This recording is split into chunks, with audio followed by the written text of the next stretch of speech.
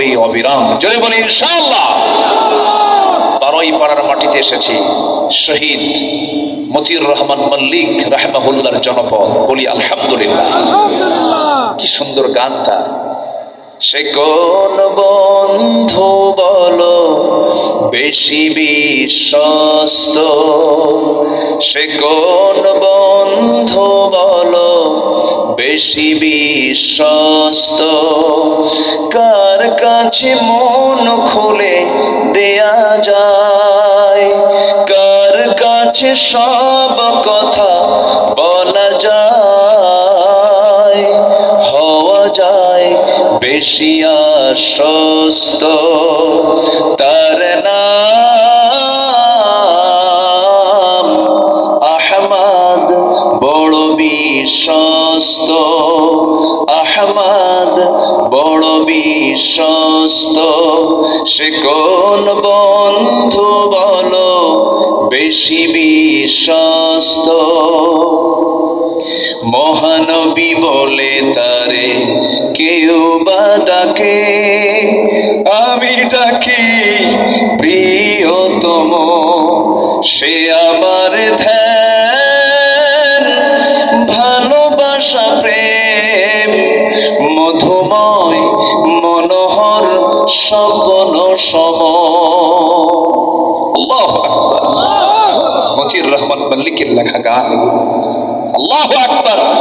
নবীর প্রেম ছাড়া, নবীর মোহাব্বত ছাড়া এই কবিতা লেখা সম্ভবই না। আল্লাহ, তুমি আমার এই প্রিয় কবির কবরটাকে জান্নাতের টুকরা বানায় দাও। وكرم وعلمه من البيان ما لم يعلم،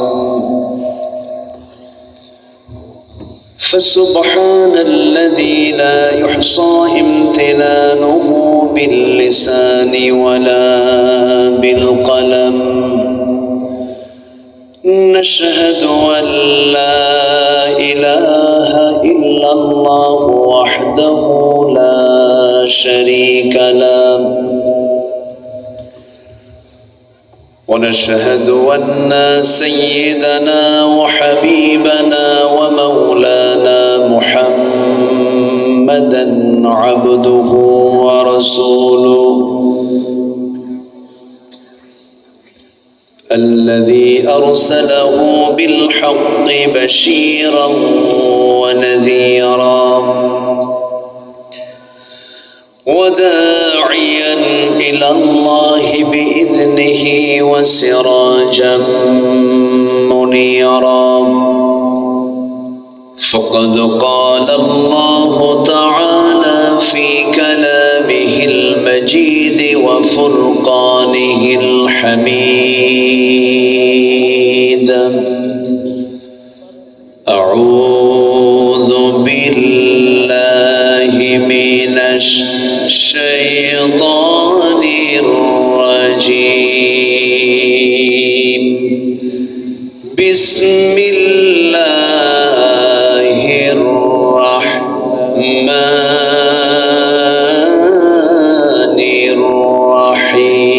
الرحيم، إن الله وملائكته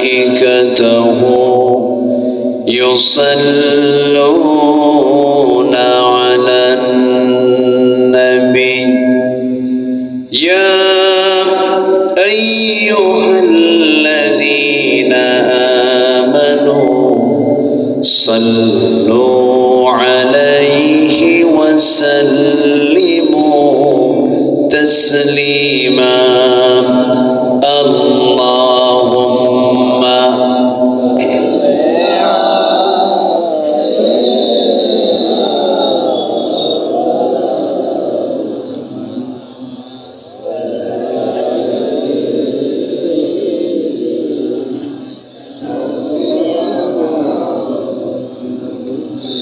একটু মোহাম্মত দিয়ে নবীর প্রেমে মাতোয়ারা হয়ে আওয়াজ দিয়ে জোরালো কণ্ঠে সবাই বলুন আল্লাহুম্মা সাল্লি আলা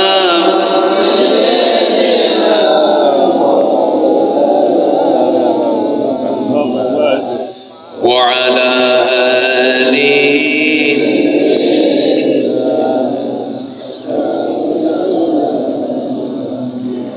সবাই বলুন বালাগাল উলা বিকামালিহি কাশাফাত তুজা বিজামালিহি হাসুনাত জামিউ খিসালিহি সাল্লু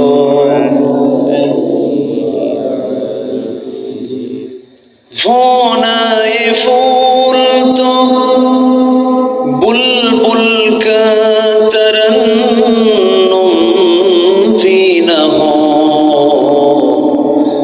जमने दहर में कलियों का तबस्सुम फी न हो बलगल उला बिकमालिही कशफत तुजा बिजमालिही حسنت جميع خصاله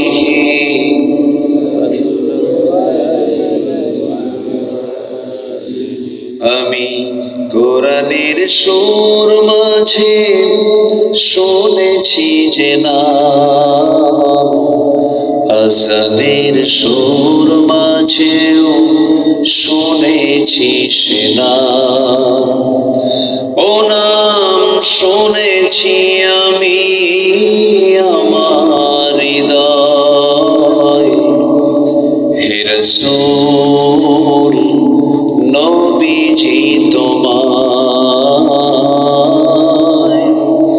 হে রাসূল নবীজি তোমায়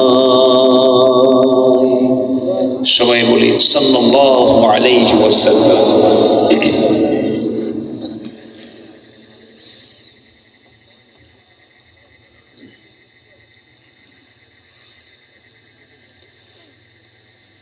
বৃহত্তর খুলনা অঞ্চলের বাগেরহাট জেলার সদর উপজেলার কোদলা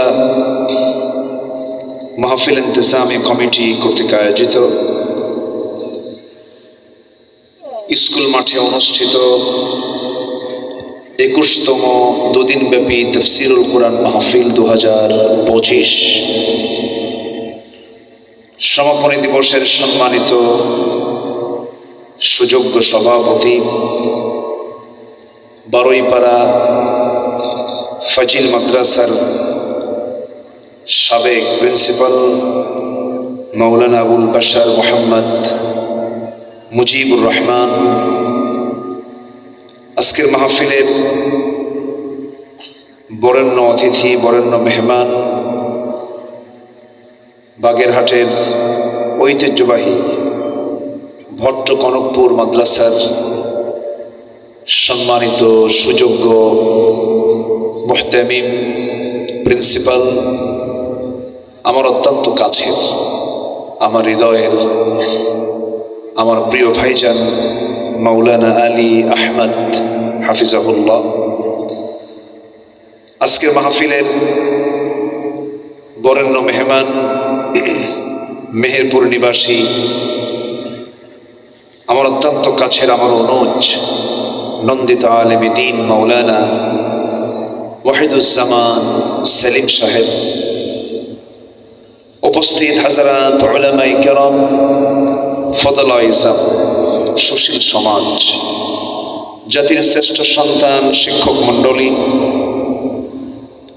জাতির শ্রেষ্ঠ সন্তান হাজারাত উলামায়ে কেরাম, ফদলায়ে ইজাম, সামনে উপস্থিত, দূরে কাছে, বিভিন্ন স্থান থেকে ছুটে আসা কালেমার ঝান্ডাবাহী, তাওহীদের পতাকাবাহী, দ্বীন ইসলামের নরসারদুল বীর মুজাহিদ, প্রাণ প্রিয় সম্মানিত দ্বীনি ভাইরা, আড়ালে বসে আছেন শ্রদ্ধেয়া সম্মানিতা মা বোনেরা, আলোচনার সূচনায় আনুষ্ঠানিকতার মধ্য দিয়ে আমার পক্ষ থেকে আবারও দিল খোলা সালাম, আসসালামু আলাইকুম ওয়া রাহমাতুল্লাহি তাআলা ওয়া বারাকাতুহু।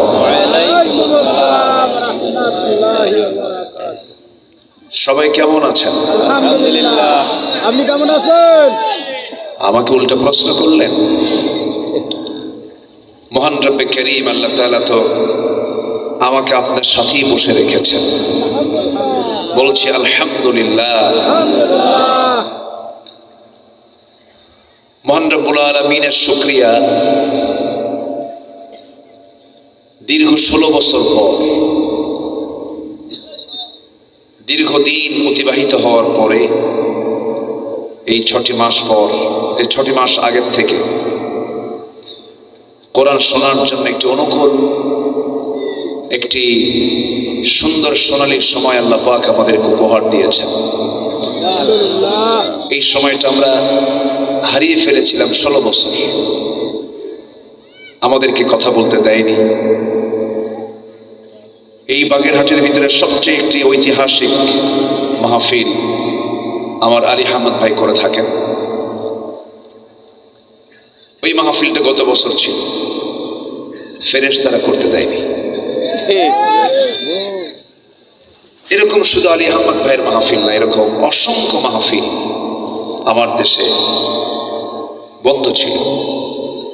চট্টগ্রামের প্যারেড ময়দানের মাহফিলের নাম তো সবাই শুনেছেন মনে হয়, যেটা আপনাদের এই বারুইপাড়া ফাজিল মাদ্রাসার সাবেক ছাত্র যিনি ছিলেন, বিশ্বনন্দিত আলেমে দ্বীন, ইসলামী আন্দোলনের, বিশ্ব ইসলামী আন্দোলনের অন্যতম সিপাহ সালার, আলেমকুল শিরোমণি, শহীদ আল্লামা দেলাওয়ার হোসেন সাইদ রাহিমাহুল্লাহর হাতে গড়া সেই চট্টগ্রামের প্যারেড ময়দানের যে মাহফিল, উনি একটানা 2006 সাল পর্যন্ত 77 থেকে শুরু করে নিয়ে 2006 সাল পর্যন্ত একটানা 29 বছর মাহফিল তিনি করেছেন। এরপরে 18 বছর মাহফিল বন্ধ ছিল, মাহফিল হতে দেয়নি। আল্লাহর মেহেরবানি এবার গত জানুয়ারিতে মাহফিলটা অনুষ্ঠিত হয়েছে। আমি নগণ্য হলাম, সে মাহফিলের একজন মেহমান ছিলাম। এরপরে আঞ্জুমানে খিদমতে কোরআন সিলেট, এটাও মাহফিল বন্ধ ছিল 1 যুগের অধিক সময় ধরে। ওই মাহফিলটা এবার আল্লাহ পাক মাহফিলটাকে কবুল করেছেন, আবার শুরু হয়েছে। আমিও ছিলাম সেখানে একদিন। 2010 সালের 30 জুন আল্লামা সাইদ রাহিমাহুল্লাহ গ্রেফতার হলেন। তার আগে তার সর্বশেষ মাহফিল ছিল হলো পাবনা জেলার দারুল আমান ট্রাস্টে, 2 দিন ব্যাপী, 10 এবং 11 ফেব্রুয়ারি উনি মাহফিল শেষ করলেন। এরপরেই 30 জুন তিনি গ্রেফতার হলেন। এরপরের বছর 2011, 12, 13, 14, এই 4 বছর 3 দিন করে মোট 12 দিন সেই মাহফিল আল্লাহ পাক আমাকে দিয়ে বাস্তবায়ন করিয়েছেন। মাহফিল চলছিল 15 থেকে নিয়ে 2024 সাল পর্যন্ত। ওই মাহফিলটা বন্ধ ছিল। এবছর আবার ওপেন হয়েছে, মাহফিলে ছিলাম আলহামদুলিল্লাহ। এই যে মাহফিলগুলো বন্ধ রেখেছিল তারা, আজকে তারা কি চালু আছে না বন্ধ হয়ে গেছে? তাহলে কোরআন বন্ধ রাখতে চাইলে যারা বন্ধ করতে চাবে তারাই বন্ধ হয়ে যাবে, যারা কোরআনকে অচল করতে চাবে তারাই অচল হয়ে যাবে। এটাই বাস্তবতা। আবু জেহেলরা এগুলো করেছিল, লাভ হয়নি। পার্শ্ববর্তী দেশ থেকে বিভিন্ন নর্তকী নিয়ে আসতো আবু জেহেল। এগুলো কিন্তু আমার দেশেও আছে। এরকম কিছু বদমাইশ আছে না নেই বলেন তো? ভারত থেকে আমদানি করেছে তো বহু। এই দীর্ঘ 16 বছরে বহু অভিনেতার, অভিনেত্রীর নোংরা চরিত্রের অধিকারী এই অভিনেতা, অভিনেত্রীরা আমার দেশে আসার সুযোগ পেল। বিশ্বদায়ী ডক্টর জাকির নায়েককে আসতে দেওয়া হয়নি। তো যাই হোক, আমরা একটা অনুকূল পরিবেশ পেয়েছি, বলি আলহামদুলিল্লাহ। আলহামদুলিল্লাহ। জোরে বলি আলহামদুলিল্লাহ। শেষ ক্লাসটা নেওয়া তো একটু কঠিন, প্রথম ক্লাস খুব সহজ হয়। আমার ভাই খুব চালাক মানুষ, আগে উনি প্রথম ক্লাস কভার করেছেন। উনি আবার বললেন যে আমি যখন ক্লাসে ছিলাম তখন জনগণ বাদামের ক্লাসে ছিল। কিসের ক্লাসে ছিল? বাদামের ক্লাসে ছিল। যাই হোক, আমি যতক্ষণ আছি আমাকে সময় দেবেন তো নাকি? আওয়াজ কিন্তু খুব দুর্বল মনে হচ্ছে, জোরে বলি ইনশাআল্লাহ। আল্লাহ কবুল করুন, আল্লাহ কবুল করুন। আমিন। সম্মানিত হাজিরিন, আমরা যেহেতু একটা পরিবেশ পেয়েছি, আমরা জীবনকে সুন্দর করে সাজাবো, ইসলামের রঙে রঙিন হব, দ্বীনের বিধিবিধান, দ্বীনের হুকুম আহকামগুলো বাস্তব জীবনে আমরা এটাকে বাস্তবায়িত করব। জোরে বলি ইনশাআল্লাহ। আমরা সাজাবো দুনিয়াকে না আখিরাতকে? আখিরাতকে। ভালো করে কর, দুনিয়া দরকার নেই, বিয়ে শাদী করবেন না, পারবে। ওটাও করবো, ওটাও দরকার নেই কইছে। তো কি দুনিয়াকে তাহলে সাজাতে হবে না? প্যাঁচ লেগে গেল না একটু? প্যাঁচ লেগে গেছে হুজুর, হঠাৎ করে কইছি তো দুনিয়া তো সাজান লাগে। এটা দোয়া বলি, এটা দোয়া বলি, আমার সঙ্গে সবাই মিলায় মিলায় বলবেন। দেখেন তো দোয়াটা নতুন না পুরাতন? আল্লাহ রাব্বুল আলামিন রাসূলকে দোয়া শিখিয়ে দিয়েছেন, রব্বানা আতিনা ফিদ দুনিয়া হাসানাতাও ওয়া ফিল আখিরাতি হাসানাতাও ওয়া কিনা আযাবান নার ওয়াজআলনাল জান্নাতা মা'আল আবরার। জোরে বলুন আল্লাহু আকবার। রব্বানা আতিনা ফিদ দুনিয়া, তাহলে দুনিয়া দরকার নাই, তাহলে দোয়াই তো আছে, লাগবে তো। দুনিয়া দরকার আছে না নাই? আচ্ছা, আল্লাহ দুনিয়াকে মানা করেন নাই। দুনিয়া তোমার জন্যই তো দুনিয়া দিয়েছি, এই দুনিয়ার যা কিছু আছে সব তোমার জন্য আমি সৃষ্টি করেছি। হুয়াল্লাযী খালাকা লাকুম মা ফিল আরদি জামিআ। জোরে বলুন আল্লাহু আকবার। এই আসমান এবং জমিনে যা কিছু আছে সব তোমার জন্য সৃষ্টি করেছি, সব তোমার খাদেম, সব তোমার খেদমতে নিয়োজিত। আর তোমার দায়িত্ব হলো তোমার জবান থেকে আমার প্রশংসা করে বলবে আলহামদুলিল্লাহি রাব্বিল আলামিন। প্রশংসা কার? আসতে বলবেন না, প্রশংসা কার? মাইকলা এটা রিভার্বটা একটু কমালে মনে হয় ভালো হয়। হ্যাঁ, একটু রিভার্বটা একটু কমান। কি হয়েছে, হাত লেগে যাবে না? তার দরকার নেই, হাত লেগে যাবে তো। আমরা মোবাইলে যতটুকু না ব্যস্ত থাকবো তার চাইতে ব্যস্ত হবো আমরা দিল নিয়ে। আমরা দিলের মেমোরিতে এটাকে সেভ করে নেব। জোরে বলি ইনশাআল্লাহ।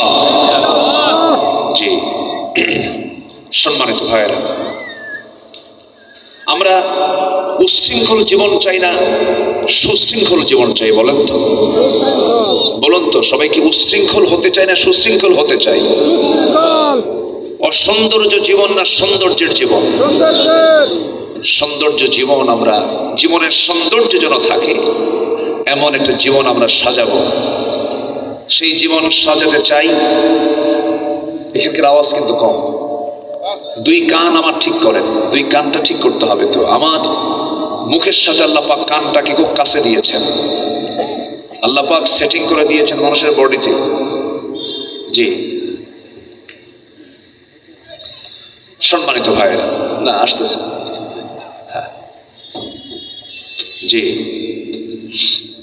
সম্মানিত ভাইয়েরা, তাহলে আমরা দুনিয়াও সাজাবো, বলেন আখিরাতও সাজাবো। কিন্তু আখিরাতকে সাজাবো, আখিরাতকে টার্গেট করে দুনিয়াকে সাজাবো। জোরে বলি ইনশাআল্লাহ। এই জাগতিক জীবনে এমন কোনো কাজ নাই যে কাজে ইবাদত নাই। নখ কাটবেন, মনে হয় এখানে ইবাদত বাদ পড়ছে নাকি? আছে না নাই? আচ্ছা, আপনি একটা মুস্কি হাসি দেবেন, এটাও সাদাকা। আপনি সুন্দর করে কথা বলবেন, এটাও সাদাকা, এটাও আপনার জন্য ইবাদত হয়ে যাবে। আল্লাহ রাব্বুল আলামিন বান্দার এমন কোনো কাজ নেই কাজে যে কাজে ইবাদত দেন নাই, সব কাজে সওয়াব আছে। স্ত্রীর সামনে দাঁড়াবেন, মুস্কি একটা হাসি মারবেন, সওয়াব পেয়ে যাবেন। স্ত্রীর সঙ্গে সময় দিবেন, সওয়াব পেয়ে যাবেন। আপনি শৌচ কার্য করতে যাবেন, এখানে আপনার জন্য ইবাদত আছে। ইসলাম এমন একটি দিনের নাম, এমন কোনো কাজ নাই যে কাজের দোয়া নাই। প্রত্যেকটা কাজের দোয়া আছে না নাই? বিড়ি খাওয়ার দোয়া কর। এদেশের মানুষ ভাত বেশি খায় না, বিড়ি বেশি খায়। বিড়ি বেশি খায়। সামনে রমজান আসতেছে, সারাদিন কোনো সমস্যা নাই, রোজা রাখে। সন্ধ্যা হলে পরে ইফতার করার পরে মুদির দোকানের সামনে গিয়ে বসে, শোনো সারাদিন খাই নাই, একসাথে 3টা কাজা তুলব। কি তুলব? কাজা সহজে না আদায় হয়। রোজার কি ফলাফল আপনি পেলেন? যে রোজার মধ্য দিয়ে আপনার নেশা বাদ গেল না, বিড়িকে আপনি কোনো ক্রমে ছোট চোখে দেখতে পারবেন না, এটাও এক প্রকারের নেশা। আল্লাহ পাক আপনাকে অবশ্যই ধরবেন। এই লাঞ্চ দিয়েছেন, এই নিয়ামত দিয়েছেন, আল্লাহ রাব্বুল আলামিন বলছেন সুম্মা লাতুসআলুন্না ইয়াওমাইযিন আনিন নাঈম। জোরে বলুন আল্লাহু আকবার। এই যে লাঞ্চটা দিলেন, পৃথিবীর সমস্ত চিকিৎসক একমত, নেশা করলে, বিড়ি স্মোকিং করলে পরে তার লাঞ্চ নষ্ট হয়ে যাবে, ক্যান্সার হয়ে যাবে।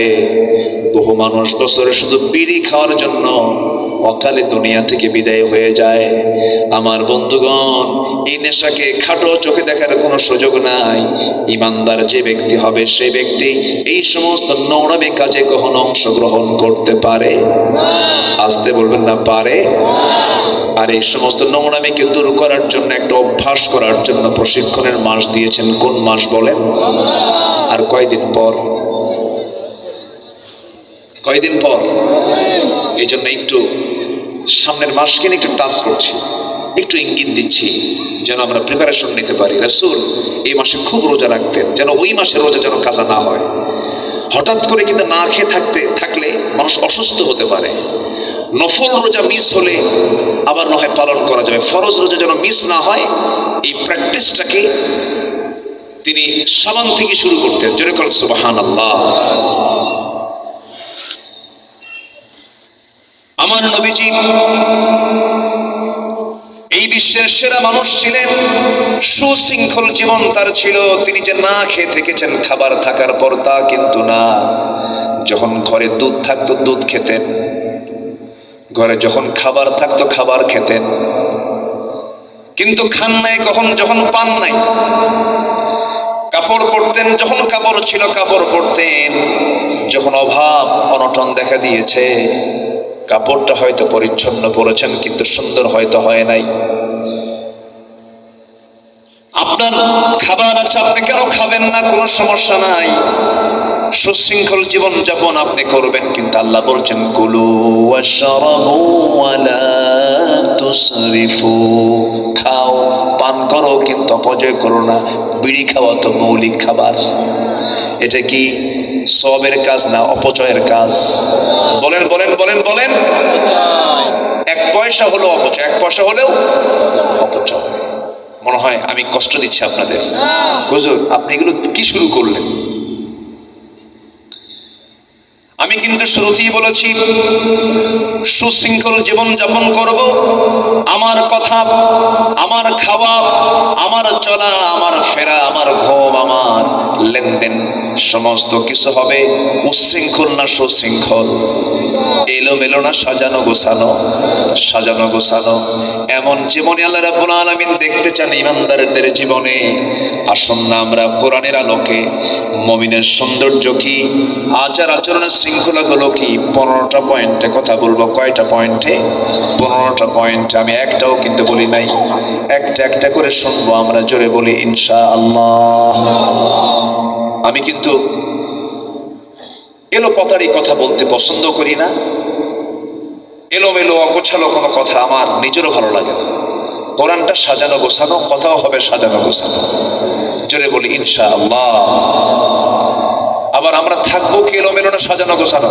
সাজানো গোছানো। হ্যাঁ, একটা লোক নড়বেন না, কেউ যাবেন না। আমার জন্য না বলা লাগে ভাই উঠতেছেন কেন, যাচ্ছেন কেন, না। এটা কি জনসভা না ইবাদতের জায়গা?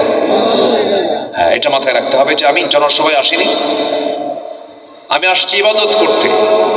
এই মানসিকতা নিয়ে যদি বসে থাকি তাহলে আমাদের বড় ফায়দা হবে, বড় উপকার হয়ে যাবে। দেখেন না জনসভায় সিয়ার ফিকে ফিকে হয়, হট্টগোল হয়, কর্মী নেতাকে মানে না, নেতা কর্মীকে মানে না। কিন্তু তাফসীর মাহফিলগুলো থেকে এরকম হয় না।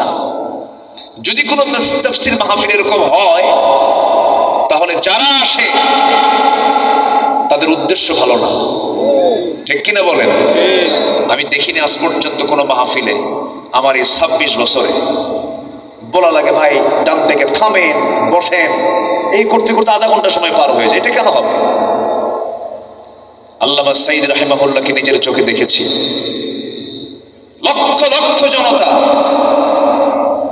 আওয়াজ হচ্ছে, উনি শুধু শুরু করেছেন নাহমাদুহু ওয়া নাস্তাঈনুহু ওয়া নাস্তাগফিরুহু, পিন পতন নীরব হয়ে গেছে। আল্লাহু আকবার। এটাই হচ্ছে কোরআনের সৌন্দর্য, মুজিজা। বলি আলহামদুলিল্লাহ।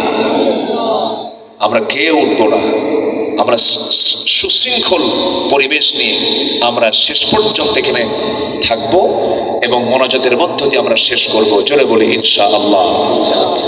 তাহলে মুমিনের সৌন্দর্যের 1 নম্বর দিক হলো, মুমিন যখন কথা বলবে কথাটা কেমন হবে বলেন তো? বলেন, মেজাজ নিয়া কথা হবে অসুন্দর না সুন্দর? সুন্দর। অসুন্দর না সুন্দর? আমার নবীর মুখ থেকে কখনো অযাচিত একটা বাজে কথা বের হয়েছে? আমাদের সুন্দর কথা হবে কেমন? আমাদের নেতারাই তো সুন্দর না। এই 16 বছর যারা মাইক পেয়েছিল, ওই যে নোয়াখালীর এক নেতা ছিল, জানেন না আপনারা? হ্যালো। মাইক পেলেই তার একটা মুখস্থ বলি ছিল, সেটা হলো খেলা হবে। কি হবে? খেলা হবে। এটাই চালাতো সে। এত বড় বাজে কথা বলতো, মুখে যা আসতো তাই বলতো। ইমানদার কখনো মুখে যা আসতে চায় তা বলে না। ইমানদার ভাবে 1000 বার, বলে একবার, ঠিক কিনা? জবানি ঈমান, জবানি ঈমান।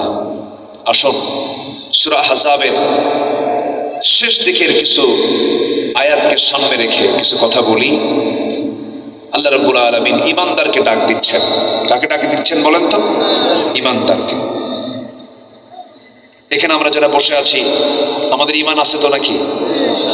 ভালো করে কর। আমরা কি ঈমানের দাবি করি তো নাকি? ঈমান আছে তো? আস্তে আস্তে বলতেছেন কেন? আছে তো? জি, মাশাআল্লাহ। বলি আলহামদুলিল্লাহ। আবার আমার দেশে এরকম ঈমানদারও আছে যে নামাজ না পড়ি, ঈমান তো আছে। এরকম আছে না নাই? আচ্ছা, নামাজ পড়ে না কিন্তু ঈমান খুব মজবুত। আসতে নিয়ে দেখি বাবার দরবারে অনেকে গাড়ি ঘোড়া নিয়ে যাচ্ছে। দেখছেন নাকি আপনি? আজকে কিন্তু খুব ধুম চলছে। ওদের কেবলা নাকি 2টা, একটা হচ্ছে মক্কা আর একটা হলো ফরিদপুর। হ্যাঁ, কেবলাতাইন, কেবলাতাইন, ওদের কেবলা 2টা, একটা হলো মক্কার দিকে আর একটা হচ্ছে ফরিদপুরের দিকে। বলে যে আমাদের পবিত্র স্থান পৃথিবীতে 3টা, একটা কাবা শরীফ, আরেকটা মদিনা শরীফ, আরেকটা ফরিদপুর শরীফ। আমি কিন্তু বানায় বানায় কোনো কথা বলছি না, এগুলো কিন্তু বলে ওরা বলে বেড়ায় খাজা। দেখছেন আল্লাহর নাম কিন্তু নাই, কার নাম নিছে? খাজা। দিল কর তাজা, ইসমে জালাল গাজার কলকি খাওয়া হালাল। জোরে বলি নাউজুবিল্লাহ। নামাজ নাই, নামাজ কালামের কোনো গন্ধ নাই। দুনিয়ার তৈরি করা দল করে আলেমদের বিরুদ্ধে মামলা দিয়েছিল ওরা, বামরামদের সঙ্গে দল করেছিল ওরা। আবার তারা বলে মুজাদ্দিদে জামান, বিভিন্ন কথাগুলো বলে ফেলে। আমার বন্ধুগণ, মহান রব্বুল আলামিন ইমানদারকে ডাক দিয়ে বলছেন সুন্দর জীবন গ্রহণ করো, বেফাস কোনো কথা বলতে যেও না, শিরিক মিশ্রিত কোনো কথা বলতে যেও না। ইয়া আইয়ুহাল্লাযীনা আমানুত্তাকুল্লাহা ওয়া কুলু কওলান সাদীদা। জোরে বলুন আল্লাহু আকবার। কাম সারছে। আমি আপনার সামনে ওয়াজ করতে পারবো? মাশাআল্লাহ, আলহামদুলিল্লাহ। খুবই সুন্দর আলোচনা করেছেন, আমি কিন্তু বসে বসে শুনেছি। খুবই সুন্দর, মাঝে মাঝে গজল, মাঝে মাঝে আয়াত হাদিস। মাশাআল্লাহ, আল্লাহ তুমি তার কথার মধ্যে আরো বারাকা দান দিন, বারাকা দান করো। যদি বলি আমিন। আমার আহমদ ভাই তো এমনি যখন কথা বলে তখন কথাও সুন্দর, মাশাআল্লাহ। বলি আলহামদুলিল্লাহ। জি, নূরুন আলা নূর, শুধু আলো আর আলো। কোরআন তো আলোই, কোরআন যে বলবে সে আলোকিত হবে। যেরকম আল্লাহু আকবার। আমার বন্ধুগণ, আল্লাহ রাব্বুল আলামিন সূরাতুল আহজাবের শেষ দিকে বলছেন, ৭০ নম্বর আয়াতে বলছেন, ইমানদারেরা ও বিলিভার্স, ও বিশ্বাসীরা, এক নম্বর কাজ হলো তোমরা কাউকে ভয় করবে না, কাউকে ভয় পাবে না। কাউকে ভয় পাওয়া জায়েজ নাই একমাত্র কে ছাড়া? কাকে ভয় করো? আল্লাহকে ভয় করো। আল্লাহর ভয়, আল্লাহর ভয়, আল্লাহর ভয়। এই ভয়টা যদি জাতির মধ্যে যদি ঢুকে যায় একবার, গোটা পৃথিবীর মধ্যে সবচাইতে শ্রেষ্ঠ কল্যাণ রাষ্ট্র এই রাষ্ট্রই হয়ে যাবে। জাতির মধ্যে ঢুকে দিতে হবে কার ভয়? আরো জোরে, আরো জোরে, আল্লাহর ভয়।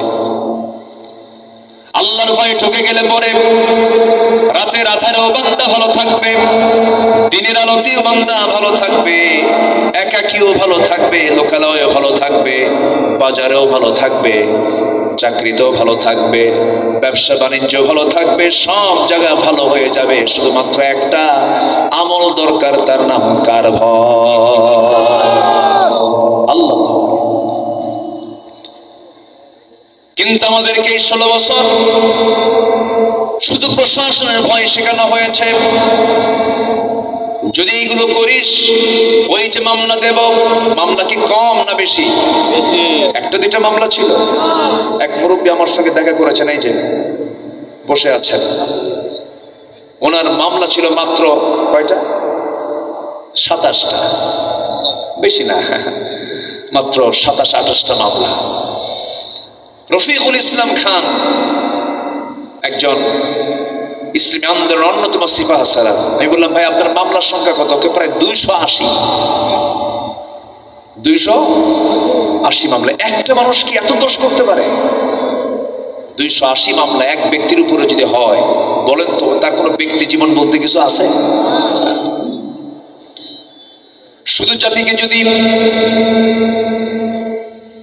প্রশাসনের ভয় না দেখায়, শুধু যদি আল্লাহর ভয় দেখাতো, ও জাতি তোমরা আল্লাহকে ভয় করো, আল্লাহকে ভয় করো, আল্লাহকে ভয় করো, শুধুমাত্র এই কথা যদি বলা হতো, আল্লাহর কসম করে বলি, বাংলার জমিনে চুল পরিমাণ কোনো দুর্নীতির গন্ধ পাওয়া যেত না। দুর্নীতি থাকতো? থাকতো না। কিন্তু ওরা বলবে আল্লাহর ভয়ের কথা, অসম্ভব ব্যাপার। সবচাইতে বড় ডাকাত ছিল এই 16 বছর ছিল যারা। আসতে বলবেন না, জোরে বলুন ঠিক কিনা? ডাকাতি কম করে নাই তো? ডাকাতি কম করেছে, ওদের তো কোনো টেনশন নাই, ওরা তো দেশে টাকা রাখবেও না, ওদের নাতিপুতিও তো দেশে নাই। দেশপ্রেম তার মুখে মানায় যার অবস্থান দেশে থাকে। আপনি দেশে থাকেন না, আপনি দেশের মহাব্বত বুঝবেন কি? দেশপ্রেমিক তাকেই বলে যার হৃদয়ের টান থাকবে সর্বক্ষণ দেশের সাথে। ছেলেকে বিয়ে করাইছে আমেরিকা, ভাগ্নিদেরকে বিয়ে করাইছে, ভাতিজা ভাগ্নাদের বিয়ে করাইছে হলো ইউরোপ আমেরিকা। খ্রিস্টান ইহুদি তাদের সাথে তো টাকা তো পাচার হবেই, টাকা তো পাচার হবেই। জাতীয় বোকা কম না। দেশের ছাত্রদের হাতে অস্ত্র তুলে দিয়ে ইউনিভার্সিটিগুলোকে মিনি ক্যান্টনমেন্ট বানায়া যুবকদের হাতে মাদক তুলে দিয়ে ৭০ লক্ষ আজকে মাদক সেবী আমার দেশে।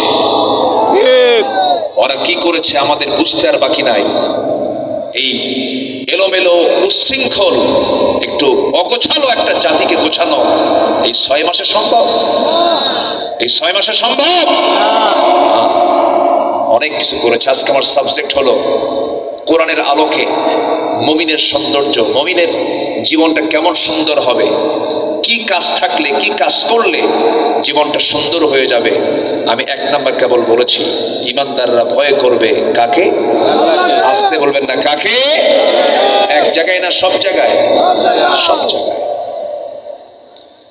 আমার বন্ধুগণ, সাইয়েদনা আবু বকর সিদ্দিক রাদিয়াল্লাহু তাআলা আনহু রাতের আধারে একা একা হাঁটতেছেন। খলিফাতুল মুসলিমিন, আমিরুল মুমিনিন রাতের আধারে একা একা হাঁটেন। কেউ তার পাশে নাই, তার আগেও কেউ নাই, পরেও কেউ নাই। হঠাৎ করে গভীর রাত্রিতে ওমর ফারুক রাদিয়াল্লাহু তাআলা আনহু তিনি একাকী বের হয়েছেন। তাকে দেখে ফেললেন, দেখে ফেলে বলছেন, আপনি একা একা রাতের বেলা খালি পায়ে হাঁটেন কেন? এই পাথরের রাস্তায় খালি পায়ে হাঁটলে পরে পাথরের আঘাতে আপনার চামড়া ফেটে তো রক্ত বের হয়ে যাবে।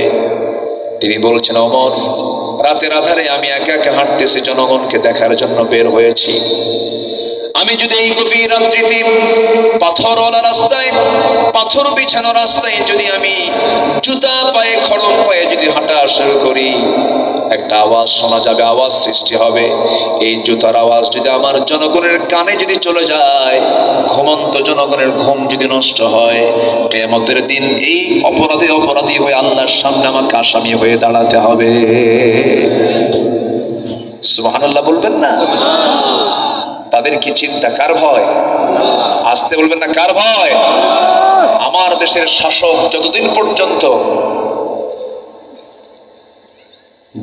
পর্যন্ত নিজেকে খাদেম না মনে করবে, খাদেম, শাসক জনগণকে ভয় করবে না, জনগণ শাসককে ভয় করবে। শাসক জনগণকে ভয় করবে। শাসক বলেন, শাসক জনগণকে ভয় করবে।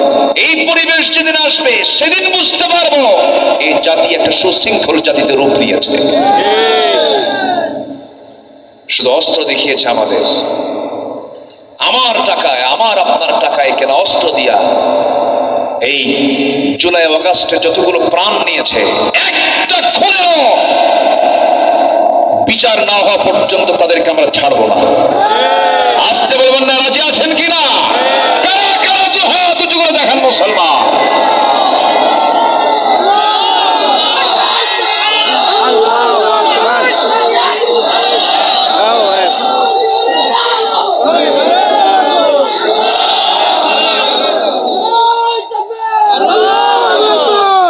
মাহফিলে 16 বছর তাকবীর দিতে দেয় নাই, মনে আছে না? এগুলো সব তাকবীর দিতে দেয় নাই আমাদের।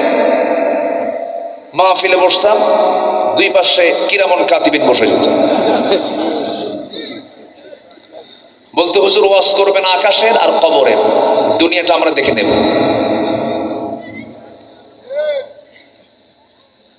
53 বছরে রাস্তার যত কাজ হয়েছে, রাস্তার কাজ শুরু করে একদিকে শেষ না হতে ওইদিকে সামরা নাই। আমি কি ভুল বলছি? আমার দেশের কাজ পুরায় না, খালি হতেই থাকে, কাম শেষ হয় না। মালয়েশিয়ায় গেলাম, মাহাতির মোহাম্মদ কি করেছেন, জঙ্গল কেটে কেটে, পাহাড় কেটে কেটে, নাফাক তৈরি করে, টানেল তৈরি করে শুধু রাস্তা বানায় দিয়েছেন। আধুনিক মালয়েশিয়া হয়ে গেছে। আর আমার দেশের রাস্তা শুরু করে একদিকে, শেষ না হতে ওদিকে সামরা নেই, আবার কাম শুরু, সারা বছরই কাম চলে। সব দেখা শেষ। কোন দুর্নীতিবাজদের আমরা আর দেখতে চাই না, কোন বেনামাজি নেতৃত্ব আমরা দেখতে চাই না। 53 বছরে কেউ নামাজের সরকার বাংলাদেশে জারি করে নাই। সব সরকার দেখে শেষ। আগামীর সরকার দেখতে চাই আমরা, নামাজের সরকার। রাজি আছেন কারা কারা?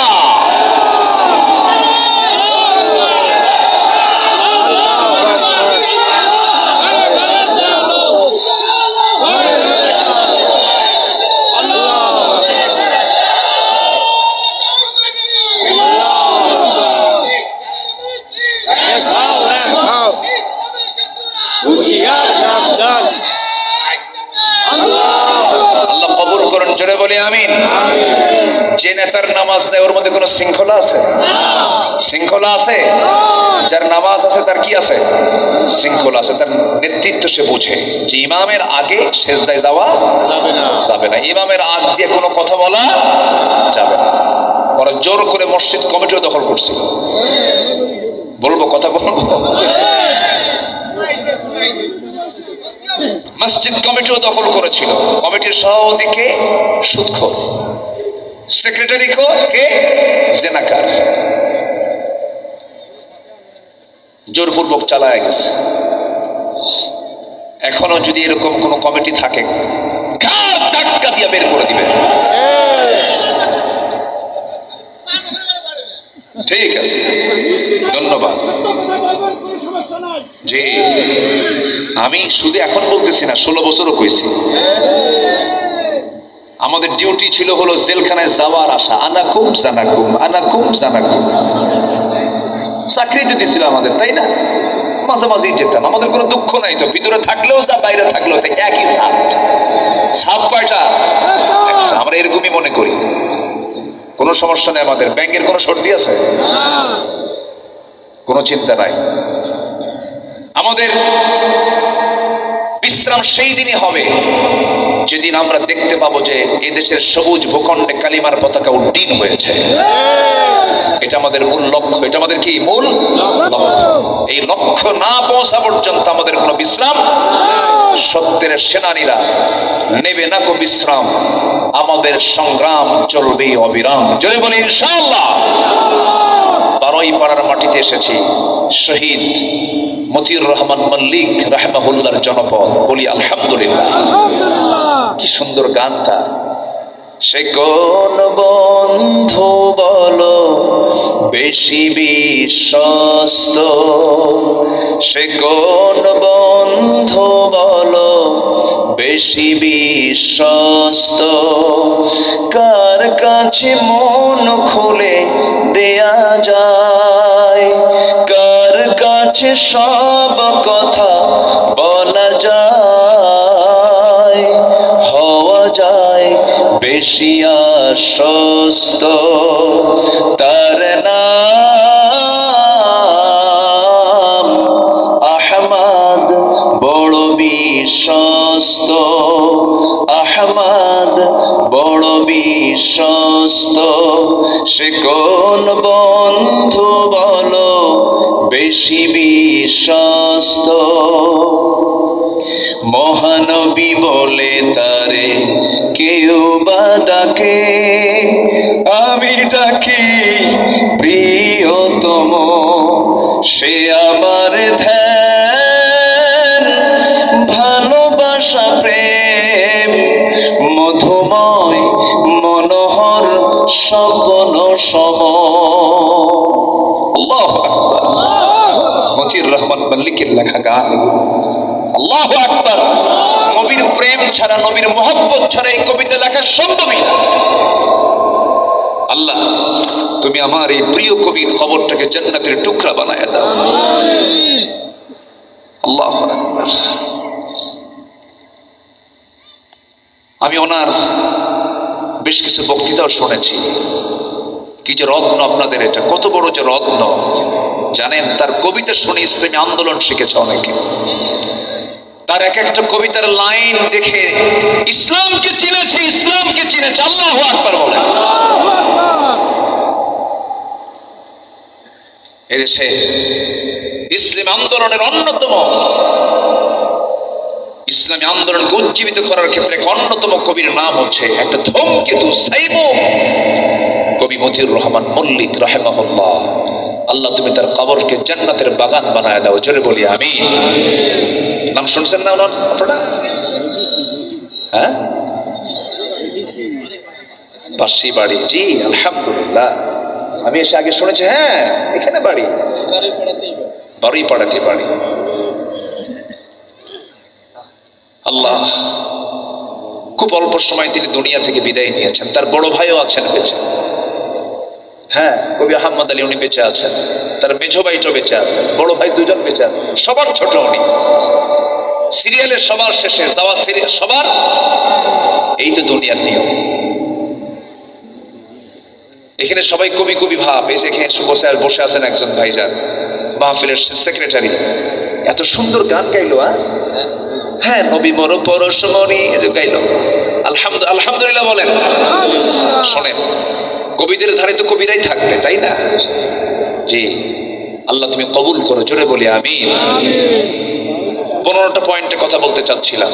1 নাম্বার হলো আমাদের ভয় থাকতে হবে। কার ভয়? ছুটি নাই কিন্তু, ঘুরে আসবেন আবার। হ্যাঁ, ছুটি নাই। জি ইনশাআল্লাহ। জি আলহামদুলিল্লাহ। না না না না, কোনো ছুটি নাই। বসেন। কষ্ট দিচ্ছি নাকি আপনাদের? খুব অল্প সময় শেষ করব, খুব বেশি সময় নেব না। তাহলে আল্লাহর ভয়, কার ভয় বলেন তো? আল্লাহর ভয়। বিড়ি খাবো? আসতে কয়, আরো জোরে, আরো জোরে। লাঞ্চ দিয়েছেন কে? বিড়ি খেয়ে নষ্ট করে কে? আল্লাহ। আল্লাহ নষ্ট করে? আল্লাহ তো ঠিকই দিছিলেন, আপনি নষ্ট করবেন কেন? খাওয়া যাবে না। সামনে রমজান আসতেছে, ঠিকঠাক করে নেবে একদম, জোরে বলি ইনশাআল্লাহ। এই জিহ্বাকে সংযত করব। নাম্বার 2, আল্লাহ রাব্বুল আলামিন বলেন ওয়াকুলু কওলান সাদীদান ইউসলিহ লাকুম আ'মালাকুম ওয়া ইয়াগফির লাকুম যুনুবাকুম ওয়া মান ইউতি'ইল্লাহা ওয়া রাসূলাহু ফাকাদ ফাযা ফাওজান আযীমা। জোরে বলুন আল্লাহু আকবার। আল্লাহকে ভয় করো, নাম্বার 1। নাম্বার 2 হলো সোজা কথা বলো, সোজা সাপটা কথা বলো, এনিয়ে বেরিয়ে কোনো কথা বলো না, সুন্দর করে কথা বলো, স্ট্রেট ফরওয়ার্ড হয়ে যাও।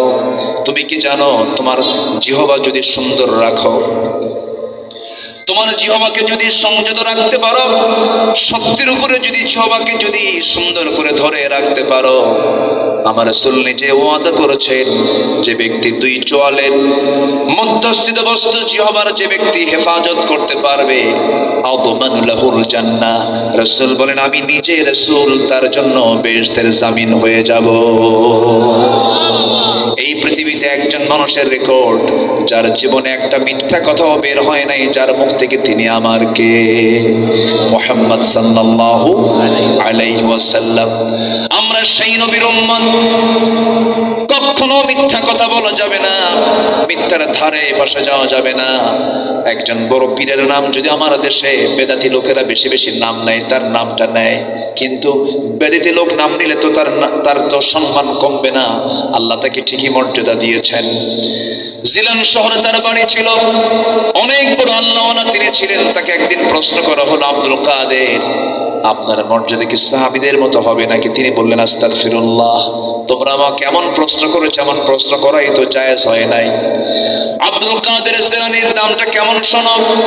সাহাবীরা যুদ্ধের ময়দানে গেছেন, যে ঘোড়ায় চড়েছেন সেই ঘোড়ার খুরের আঘাতে যে ধুলার কণা যে উড়েছে, সেই ধুলার কণার যোগ্যতাও আব্দুল কাদের জিলানীর নাই। আর এরা কয় যে আব্দুল কাদের জিলানীর ঘাড়ের উপরে নাকি রাসূল পা রেখে মেরাজে গেছে। কোন কথা কোথায় লাগা? আমি মাঝে মাঝে শুনি তো একটু ওদের, এই যে 8 রশি না 10 রশি একটা আছে, আল্লাহ কইছে 1 রশি ধরো, কোনো রশি ধরা যাবে না। আমরা রশি ধরবো কয়টা? একটা। কয়টা রশি ধরবো আমরা? 1 রশি। ওদের কেবলা নাকি 3টা, ওদের পবিত্র স্থান 3টা, মক্কা, মদিনা, ফরিদপুর। চিন্তা করা যায়? এগুলো খুব সতর্ক থাকতে হবে, এগুলো শিরকের আখড়া, এগুলোর কাছে যাব না। জোরে বলি ইনশাআল্লাহ। এই আব্দুল কাদের জিলানী একদিন, ছোট্টবেলার ঘটনা, আগের যুগে তো দিন প্রতিষ্ঠানগুলো অনেক লম্বা লম্বা ডিস্টেন্স জায়গায় ছিল, প্রতিষ্ঠানগুলো কম ছিল, ওস্তাদদের নিয়ন্ত্রণে প্রতিষ্ঠানগুলো চলতো, অনেক দূরে যেতে হবে। মা তাকে বিদায় দিচ্ছেন, মা তাকে কিছু স্বর্ণ মুদ্রা দিলেন আর বললেন, বাজান আমি তোমাকে পড়ার জন্য ছেড়ে দিলাম, যাও দ্বীনি জ্ঞান অর্জন করো, তোমার জন্য দোয়া করি। কিন্তু মা, বাবা, তোমার মার পক্ষ থেকে একটা নাসিহা, আমি তোমার মা, আমি তোমাকে একটা নাসিহা করছি, সেটা হলো আমি তোমাকে যে নসিহতটা করব, 1 নম্বর এটাই প্রথম, এটাই শেষ, এর বাইরে আর দুইটা নসিহত করব না। সেই নসিহত হলো, বাবা যেখানেই চলো, যেখানেই থাকো, যেখানেই তুমি কিছু করো না কেন, কোনোদিন তোমার জিহ্বা থেকে একটা মিথ্যা কথাও কখনো বলবা না। জোরে বলুন সুবহানাল্লাহ। ছোট্ট আব্দুল কাদের রওনা দিয়েছেন। রাস্তার ভিতরে ডাকাতি শুরু হয়ে গেছে, যার কাছে যা কিছু পাচ্ছে সব নিয়ে নিচ্ছে ডাকাত দলের সদস্যরা। সামনে ছোট্ট আব্দুল কাদের পড়ে গেছেন। ডাকাতরা বলে, ছেলে তোমার কাছে কি আছে? পকেট থেকে সমস্ত স্বর্ণ মুদ্রা সহ যা কিছু ছিল সব কিছু বের করে দিয়ে সামনে হাজির করে দিয়ে বলে, এই যে আমার কাছে এই জিনিসগুলো আছে। ডাকাতরা বলতেছে, কিছু বলা লাগলো না, তুমি আস্তে করে সব বের করে দিলা কেন? সঙ্গে সঙ্গে আব্দুল কাদের জবাব দিচ্ছেন, আমার মার নাসিহা, জীবনে কখনো 1 চুল পরিমাণ মিথ্যা কথা বলবা না। আল্লাহু আকবার বলেন।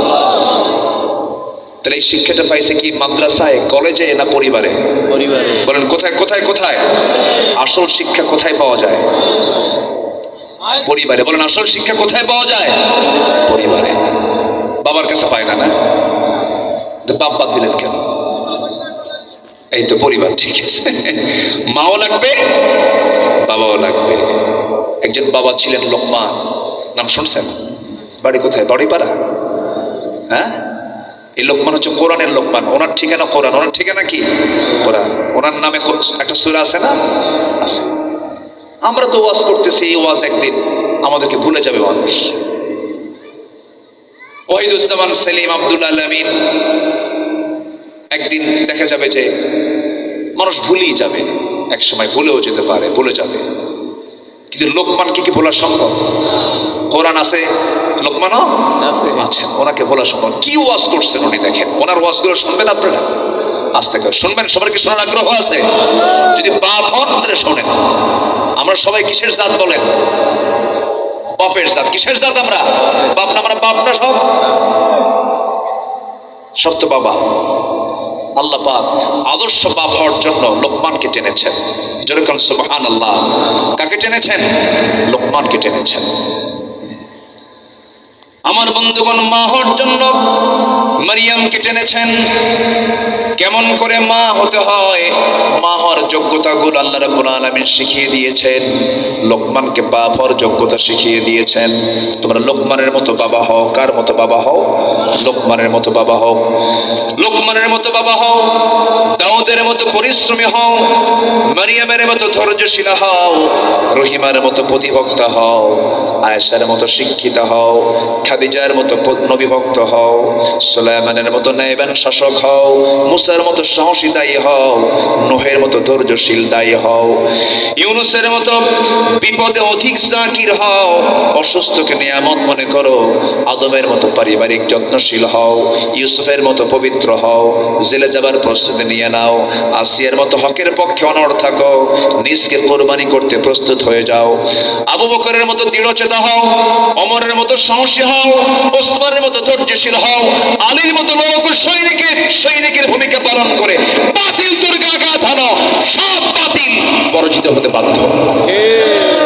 সব মডেল ইসলামে আছে না নাই? আছে। আসতে বলবেন না, আছে না নাই? তাহলে কার মতো বাপ হবো? লোকমানের বলেন কার মতো বাপ হবো? তার ওয়াজ আল্লাহ পাক কোরআনে তুলে ধরেছেন। ওয়াহুয়া